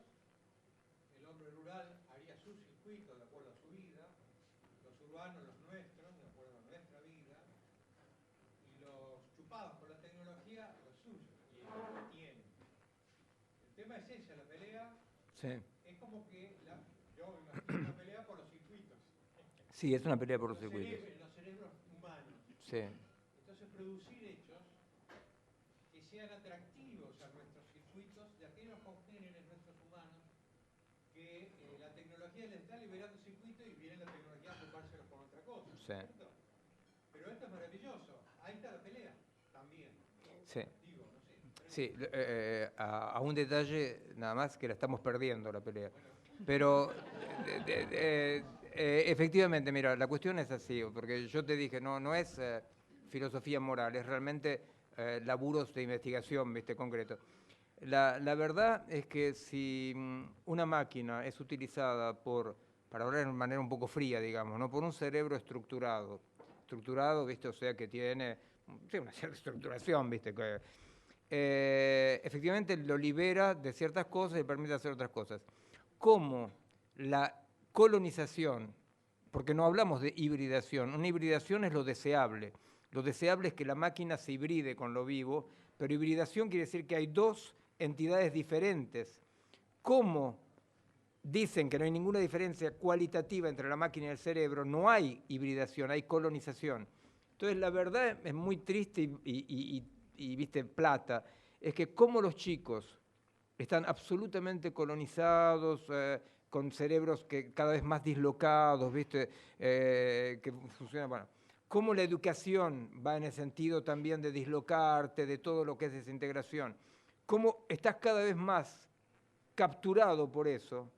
En realidad es lo que vos dijiste, o sea, los tiempos liberados no solamente no son tiempos liberados, sino que lo que constatamos es que más la gente utiliza máquinas para ganar tiempo, menos tiempo tiene. O sea que en realidad, pero entonces por supuesto, yo empecé a escribir mis primeros libros con una Olivetti 22, ¿viste? Y, ¿viste? Corregía y pegaba y reescribía. Entonces yo el tratamiento de texto estoy chocho, pero yo sigo escribiendo los mismos libros con las modificaciones que seguramente la técnica me permite, pero yo sigo con mi proyecto. El problema es cómo hacemos para que haya proyectos, para que la dislocación no destruya la posibilidad de tener proyectos, ¿entendés?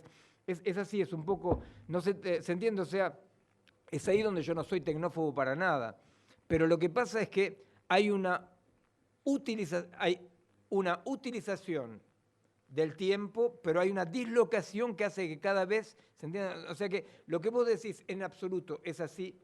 Mira, el único ejemplo que yo conozco donde efectivamente hay una hibridación entre la máquina digital y lo vivo, lo humano, es en el arte. Porque los artistas, ¿viste?, siguen haciendo con la máquina las mismas pavadas que hacían con el papel maché, ¿te das cuenta? O sea, el artista él tiene un proyecto, ¿te das cuenta? Y el tipo tiene un proyecto y hace su proyecto. Si tiene papel maché, lo hace con papel maché y explora los posibles del papel maché, pero yo hicimos durante 4 años un laburo de investigación conjunta con un grupo de artistas, ¿no? Con escenógrafos, compositores, pintores. Hicimos un trabajo de 3 años en Amiens, la ciudad de Amiens. Y efectivamente era fantástico ver cómo estos artistas exploraban los posibles de la máquina, pero no para ser capturados como cuando vos pasás, no vos, cuando alguno pasa el tiempo ocupando las, ¿cómo se llama? Las aplicaciones de la máquina, ¿verdad? Ah, hay una nueva aplicación. Y dice, ¿qué carajos? ¿A vos te interesa la aplicación o no? No, pero la aplicación te captura. Los artistas, al contrario, ellos exploraban para ver cómo podían servirse de los posibles de la máquina para componer con su proyecto. La idea es esa. La idea de resistencia, para hablar de esa manera, la idea de resistencia son dos. Que los jóvenes que conocen las máquinas, que nacieron digitalizados, tengan utilizaciones transgresivas de la máquina, ¿verdad? Que utilicen la máquina de manera transgresiva, que nos enseñen a utilizar la máquina. Y la otra es que hay que colonizar la máquina para que sirva a los proyectos, pero para eso es todo un laburo de recordar que no somos cualitativamente igual que las máquinas. Ustedes no saben, este libro que va a salir ahora, que se llama La singularidad de lo vivo, fue un laburo de años y años con grupos de biólogos, matemáticos, informáticos, para llegar a determinar una batería de elementos convergentes para decir lo vivo tiene una singularidad no reductible a lo físico, ¿no? El reduccionismo físico, ¿no? Y hacer un modelo que, bueno, eso es el lado cómico, ¿no? Laburamos para tratar de hacer un modelo para explicar cuál era la singularidad del orgánico, ¿no? Entonces yo hice un modelo orgánico que, digamos, la comunidad científica, los investigadores, no es que están de acuerdo, pero lo aceptan como válido el modelo ese. Y cuando terminé de hacer el modelo, hacía años que trabajaba en ese modelo, entonces yo dije, bueno, esto es un mamotreto, ¿no? Y lo llamé el mamotreto. Y en el texto francés e italiano, no la traducción en francés, figura como le mamotretó, ¿no? Pero, claro, entonces yo vi ya periodistas que buscaban la etimología de le mamotretó, todo eso. Y ahora que va a salir en la Argentina, las cosas serán claras, ¿verdad? O sea, porque lo que pasa es que éticamente, para ser serio, no hay que tomarse en serio. Cuando uno ve todas las porquerías de comisarios políticos de mierda del mundo, son siempre como si hubieran un mango de escoba en el culo y no se ríen nunca de nada porque la risa y poder burlarse es la cosa más subversiva que hay. Entonces, efectivamente, después de por lo menos 15 años de laburar para llegar a un modelo que ocupa una página en el libro, pero que es el modelo de lo orgánico, yo dije, bueno, esto es un mamotreto, ¿no? Entonces, ustedes, los que querrán leer, van a leer Le Mamotreto. Con respecto a Gutenberg y la imprenta, todo, son cosas, no son, ¿viste? No son principios filosóficos, ¿viste? O sea, nosotros trabajamos con investigación. La respuesta es que Gutenberg hace 500 años, ¿entendés? Y que entonces la imprenta, efectivamente, y el papel impreso, es muy interesante leer, vos sabés que hay dos historiadores franceses, Duby y Ariès, que escribieron Historia de la vida cotidiana, donde ellos, de la vida privada, perdón, donde ellos cuentan las reacciones que hubo con respecto a la imprenta, ¿no? Porque decían, la cultura se va a perder, qué horror, ¿por qué? Porque lo que pasa es que ellos estaban contra la lectura, por ejemplo, en voz baja, porque la lectura en voz baja quería decir que vos interpretabas como se te cantaba. En cambio, cuando el cura te leía y encima en latín, que no entendías nada, ¿viste? Bueno. Entonces la imprenta fue un momento de sacudón, pero son 500 años y se enteraron 4 gatos locos, ¿entendés?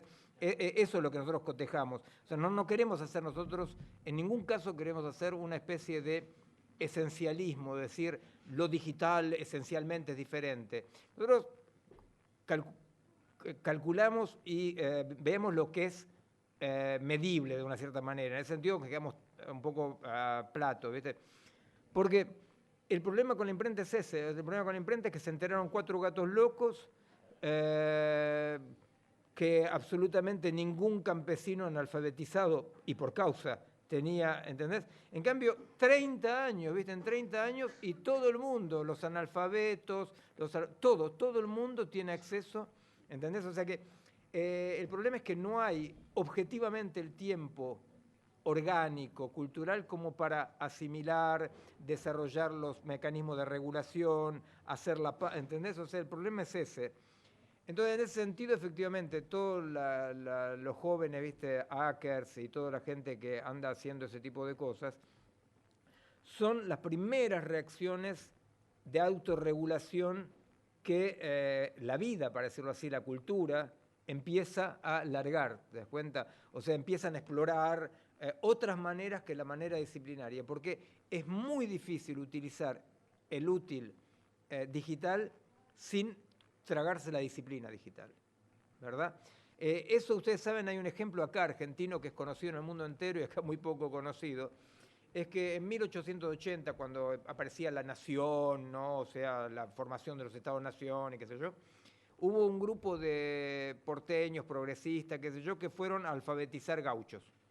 ¿Por qué? Porque decían, gauchos y campesinos, peones, ¿no? Porque decían, nosotros venimos a alfabetizarlos porque así no podrán joderlos más.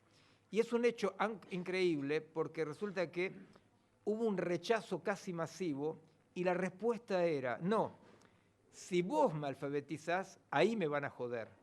¿Se entiende? Si yo me trago tu técnica, ahí me van a poseer. ¿Se entiende? Y es un ejemplo muy estudiado porque es como un ejemplo, o sea, pre-Foucauldiano, digamos, ¿no? O sea, porque efectivamente esa idea de que yo no puedo impunemente incorporar tu técnica sin que vos me poseedas, ¿se entiende? Después, efectivamente, existe una lucha, o sea, se incorpora la técnica, pero hay que incorporarla con esta lucha, ¿verdad? O sea, la intención de estos jóvenes era buenísima. Lo que pasa es que ellos querían simplemente alfabetizar. Es por eso que Pablo Freire, él dijo, no se alfabetiza de la misma manera, ¿se entiende? Bueno, eso es lo que los jóvenes hackers o la gente que hoy empieza a explorar transgresivamente las máquinas están haciendo. Haría falta Pablo Freires de la digitalización para no tragarse con lo digital la disciplina que va, ¿no? El deseo es el camino. Ahí les aconsejo una poesía muy hermosa, que es una poesía de un poeta griego, Cavafy.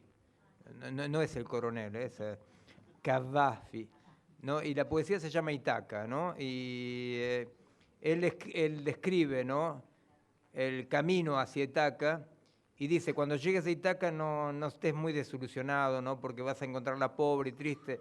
Y habrás comprendido que Ítaca es el camino, que Ítaca es lo que te puso a caminar, ¿no?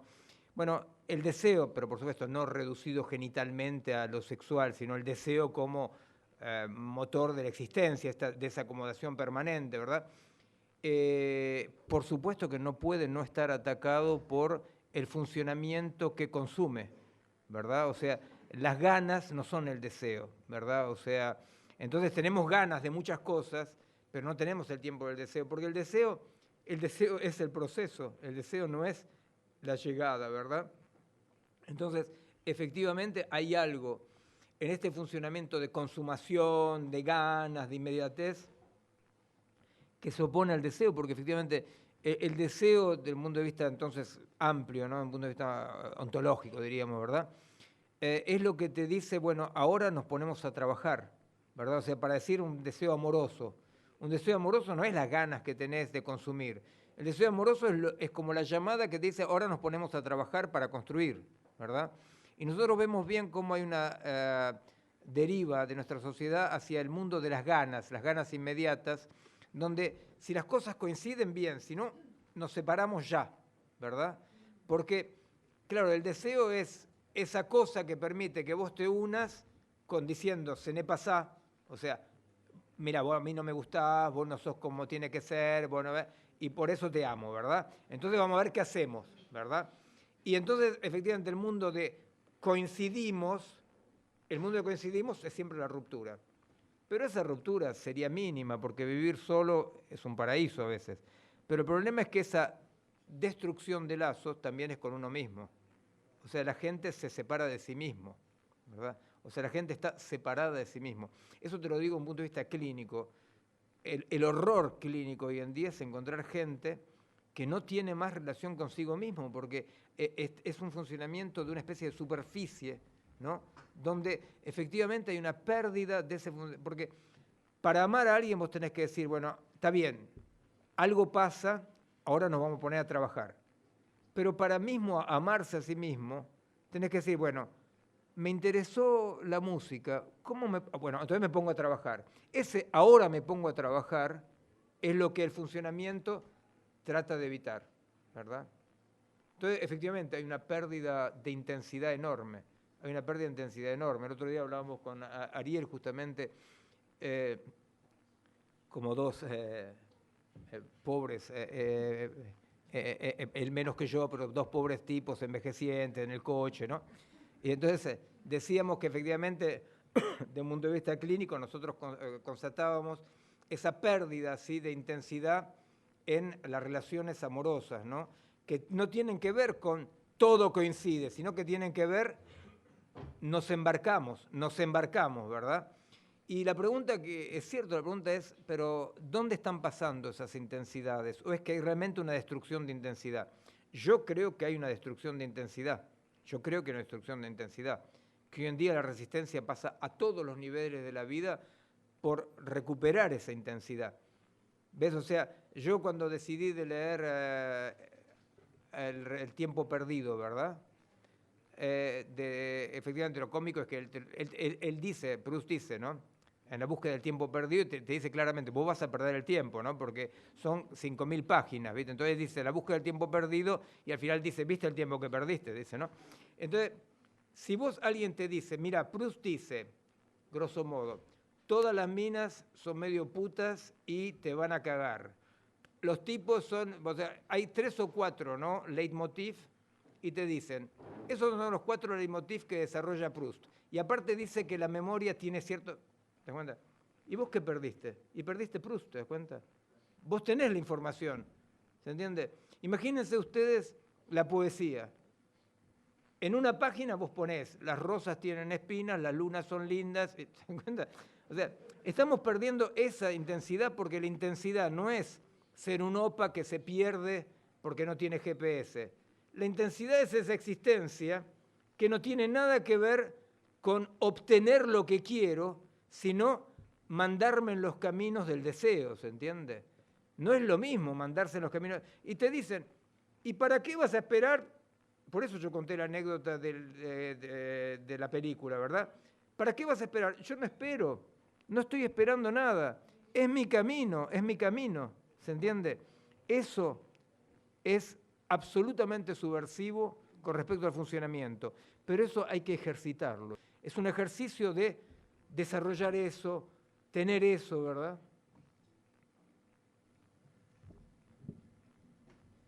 Alguien, yo tengo un pedido, pero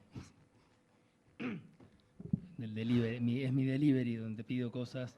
Sí. No, porque me gustaría alguna vez pasar el documental que hiciste con Angelique Sobre los sobre los sordos. sordos. Entonces por ahí podés comentar, porque hay algo también, hay otra forma Sí. más de resistencia, ya que venías hablando de eso. Sí, Angelique, que es la que no coincide en nada conmigo, que es mi mujer, entonces por eso justamente, trabajamos mucho, escribimos muchos libros, y hicimos una película, y entre película y película, y libro y libro, tenemos 2 nenas también, ¿no? Que contrariamente a los libros y las películas no nos dejan dormir a la noche, ¿no? Porque, bueno, pero bueno, hicimos una película a partir de toda una investigación, justamente que yo nombraba antes, ¿no? Evocaba antes sobre el implante coclear, ¿no? Porque trabajamos mucho con lo que se llama la cultura sorda. ¿Por qué? Porque resulta que existe en Argentina, en Francia, en todos los países del mundo, existe esta realidad antropológica increíble, que es que los sordos no son solamente sordos en el sentido de no oír, sino que los sordos han desarrollado en todos los países del mundo una cultura, una lengua y una cultura, ¿verdad? Es muy interesante desde el punto de vista lingüístico, bueno, es muy interesante, pero bueno. Resulta que llega el implante coclear y entonces resulta que el implante coclear permite que los sordos oigan. Se quedan sordos con el nervio auditivo atrofiado, pero oyen. Bueno, poco importa cómo, bueno. Entonces nosotros, la comunidad sorda con la cual nosotros trabajábamos hace mucho, como esta cultura oprimida, qué sé yo, de repente se vuelven locos porque dicen, van a exterminarnos. Dicen, es un genocidio, nos van a exterminar porque somos una cultura. Y entonces con Angelique hicimos todo un trabajo que terminó en un documental que ella filmó, ¿verdad? Que se llama Estos sordos que no quieren oír, ¿verdad? Porque dicen, no, a nosotros no nos falta el oído, dicen. Es siempre interesante porque es como los gauchos que no querían ser alfabetizados. Ellos están diciendo algo que Spinoza escribió y que le costó mucho tiempo para escribir, que dice, todo modo de ser es perfecto como es, no falta de nada. Nadie está privado de nada, está estructurado de otra manera, ¿verdad? Era un principio de la antipsiquiatría total, ¿verdad? Nadie está privado de nada, todo el mundo es como es y tenemos que luchar por una sociedad donde justamente la gente sea como sea. Es un poco, discúlpenme, no se enojen, el antihombre nuevo, ¿verdad? O sea, no, nosotros, los porquerías, nosotros queremos modificar este mundo para poder vivir en la justicia. Nosotros, no otro ideal, ¿verdad? No un avatar. Bueno, entonces hicimos un trabajo con la comunidad sorda de Francia y de la Argentina sobre esto, ¿no? Sobre qué pasa porque te ponen el implante coclear y vos oís.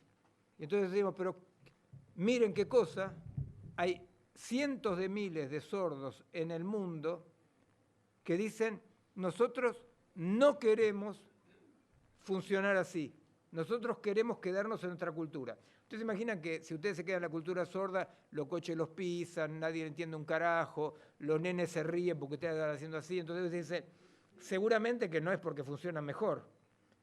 Entonces, ¿qué pasa? Y bueno, efectivamente, la cultura sorda para nosotros fue un ejemplo de cientos de miles de gente que oprimidos, ¿verdad? En el sentido cultural, son analfabetos la mayor parte, no tienen trabajo, o sea, ¿no? Como los gauchos, ¿no? O sea, ellos defienden un modo de existencia contra un buen funcionar. Nosotros somos un poco como investigadores y filósofos que pensamos con los pies, ¿verdad? O sea, si nosotros no hubiéramos encontrado esto, nosotros no hubiéramos desarrollado funcionar o existir, ¿se entiende? No hemos hecho algo sobre el existir que salió de la cabeza, salió de la vida, ¿verdad? Y yo con mucho gusto, un día que con Angelique, nosotros viajamos 2 veces por año, con mucho gusto nosotros podríamos pasar, tenemos una versión subtitulada en español, absolutamente, y sería un muy buen encuentro porque es un ejemplo práctico, concreto, sin bla bla teórico, de cómo la existencia resiste al funcionamiento. Y es fantástico de ver los cirujanos ORL, ¿no?, de Argentina explicando que no hay que oponerse al progreso, ese tipo de cosas, ¿no? O sea, ahora te digo, espero que sigamos de acuerdo cuando te voy a decir lo que te voy a decir ahora.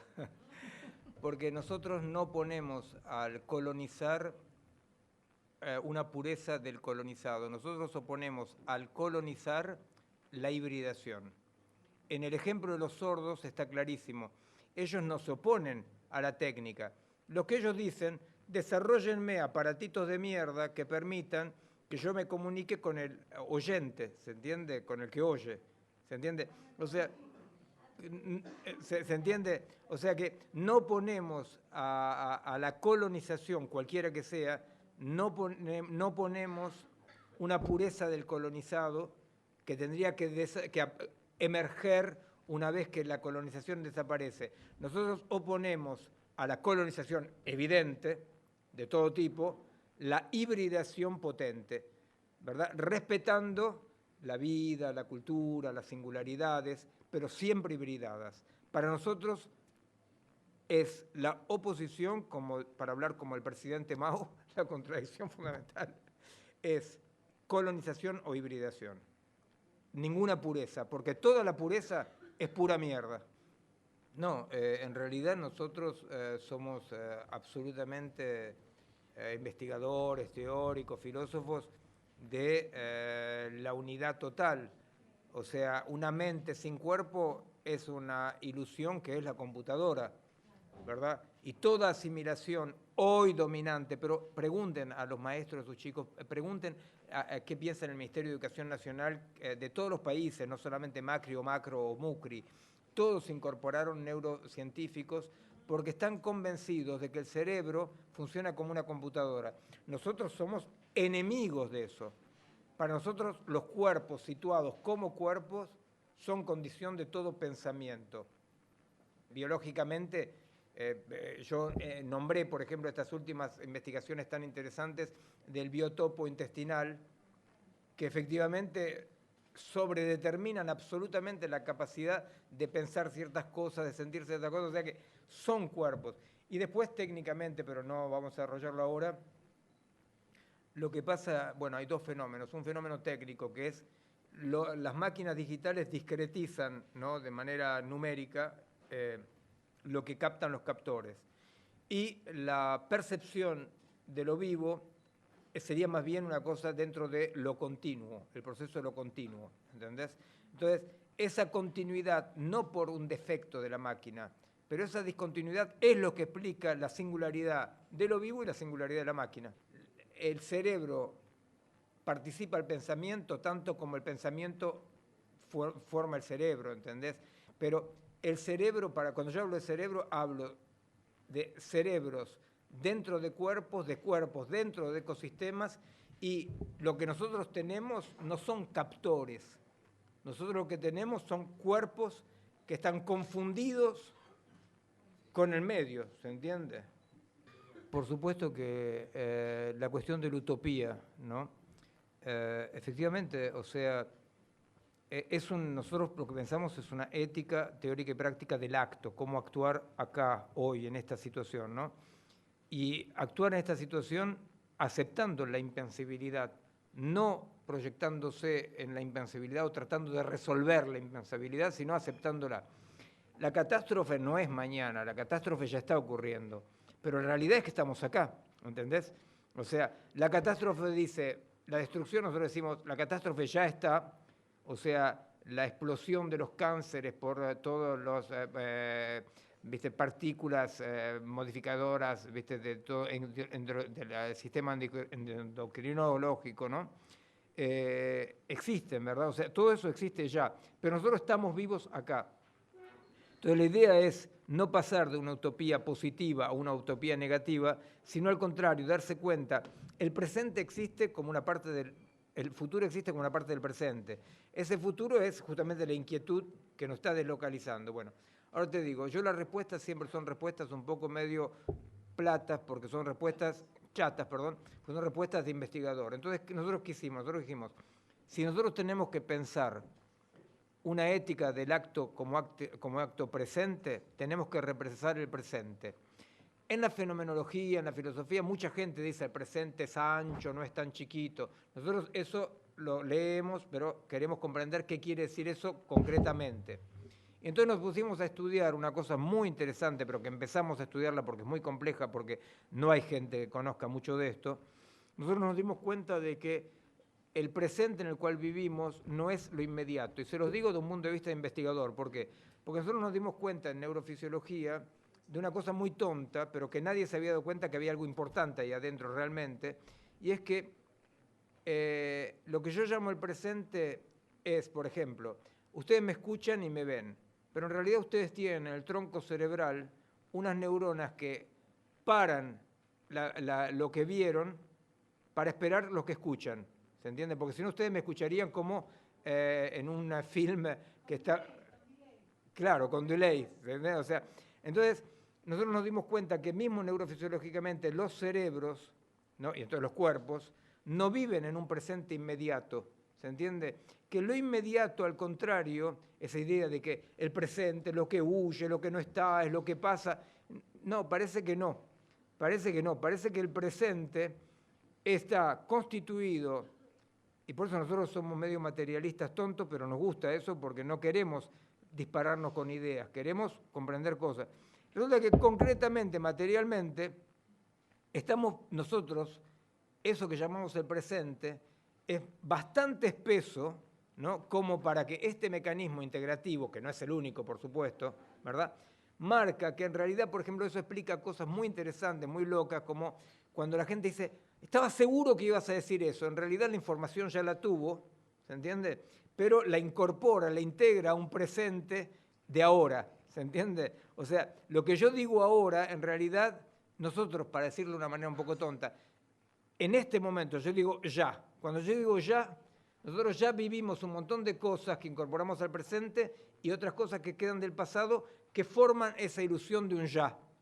Por eso de repente alguien dice, yo estaba seguro que esto iba a pasar. Lo que pasa es que ya lo vio, ¿se entiende? O sea, que en ese presente, o sea, ¿se entiende lo que yo sé? O sea, por ejemplo, para decirlo de una manera muy, muy objetiva, vos agarrás y ves la cosa, y después lo oís. Bueno, yo ahí lo reduzco a lo mínimo, ¿verdad? Y vos decís, estaba seguro que yo iba a escuchar esto, ¿sí? Porque vos ya lo viste, ¿se entiende? Vos ya lo viste.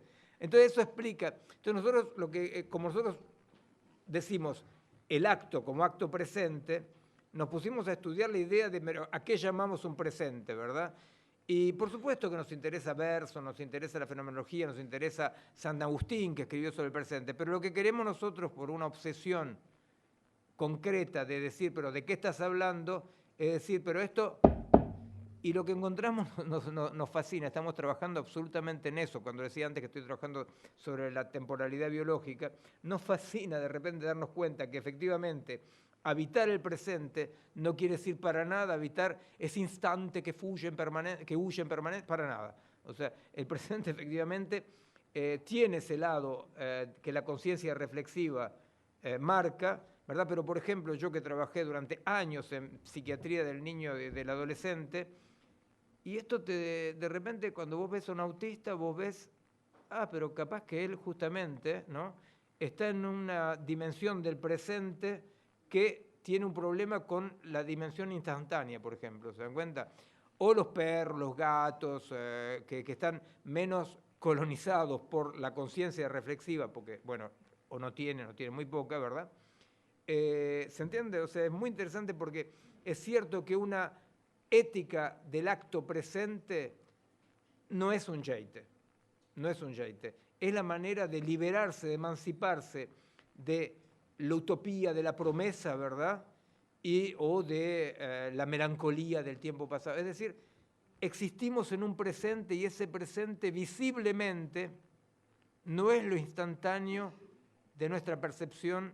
Está compuesto por muchos planos de elaboración del presente para hacerlo consistente. Sí, absolutamente, absolutamente. Y es fantástico, ¿viste? Porque resulta que a mí, bueno, cada uno le gusta lo que le gusta, ¿verdad? O sea, pero a mí eso me pone una alegría enorme porque de repente una cosa es decir, como San Agustín escribía, el presente es presente del pasado, el presente del futuro y el presente del presente.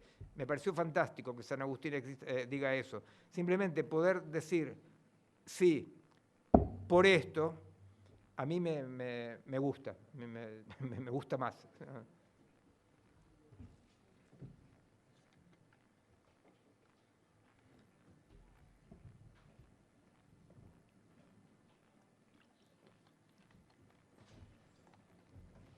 ¿Alguna cosa más? Ya tenemos comprometida una velada con el documental para noviembre. Con Angelique. Con Angelique. Y entre tanto yo también sigo publicitando la mesa de libros que está por allá. Seguramente pensaron que yo iba a decir eso. Ya lo sabían. Están ahí los libros. Bueno, entre ellos hay 3 libros que publicamos a Miguel. Uno sobre Che Guevara, otro que es una conversación con Luis Mattini, que es un encuentro antimelancólico que tuvieron 2 ex militantes del PRT. Bueno, uno era el patrón y otro era el que iba a laburar. Claro. Y el otro es Elogio del Conflicto, junto con Angelique de Rey, que también creo que hay algo en el fondo de lo que se estuvo conversando que también conecta con ese trabajo, ¿no? Forma parte un poco de esta última secuencia. Así que bueno, si alguien quiere decir algo, que lo diga ahora o que calle, para siempre, hasta noviembre. Quería también, y tenía también que anunciar otra cosa, en este rol de vendedor de bondi de cosas, que el 6 de junio vamos a tener la segunda clase magistral con Alejandra González a partir de la figura de Simone Weil, la relación entre intimidad y política en la figura de Simone Weil. Y después van a venir una serie también de charlas, una con Horacio Tarcus, intentando pensar, digamos, qué es lo que pasó con Trotsky, con el marxismo en Argentina, con muchos datos, como un historiador, digamos. Y Laura Klein también, que va a venir a hablar de una genealogía del feminismo desde los 80. Laura Klein escribió el primer texto sobre las madres de Plaza de Mayo, en clave feminista, peleándose con las feministas del momento que consideraban reaccionaria la figura de la madre, y ella la recuperó políticamente con las madres de Plaza de Mayo. Bueno, va a venir un poco a hablar de eso y de otras cosas, de algunos problemas que creo que anticipó. Y bueno, Horacio González también, bueno, entre otros. Solo a modo de chiste, no puedo hablar así. Sí. Gracias. Vosotros.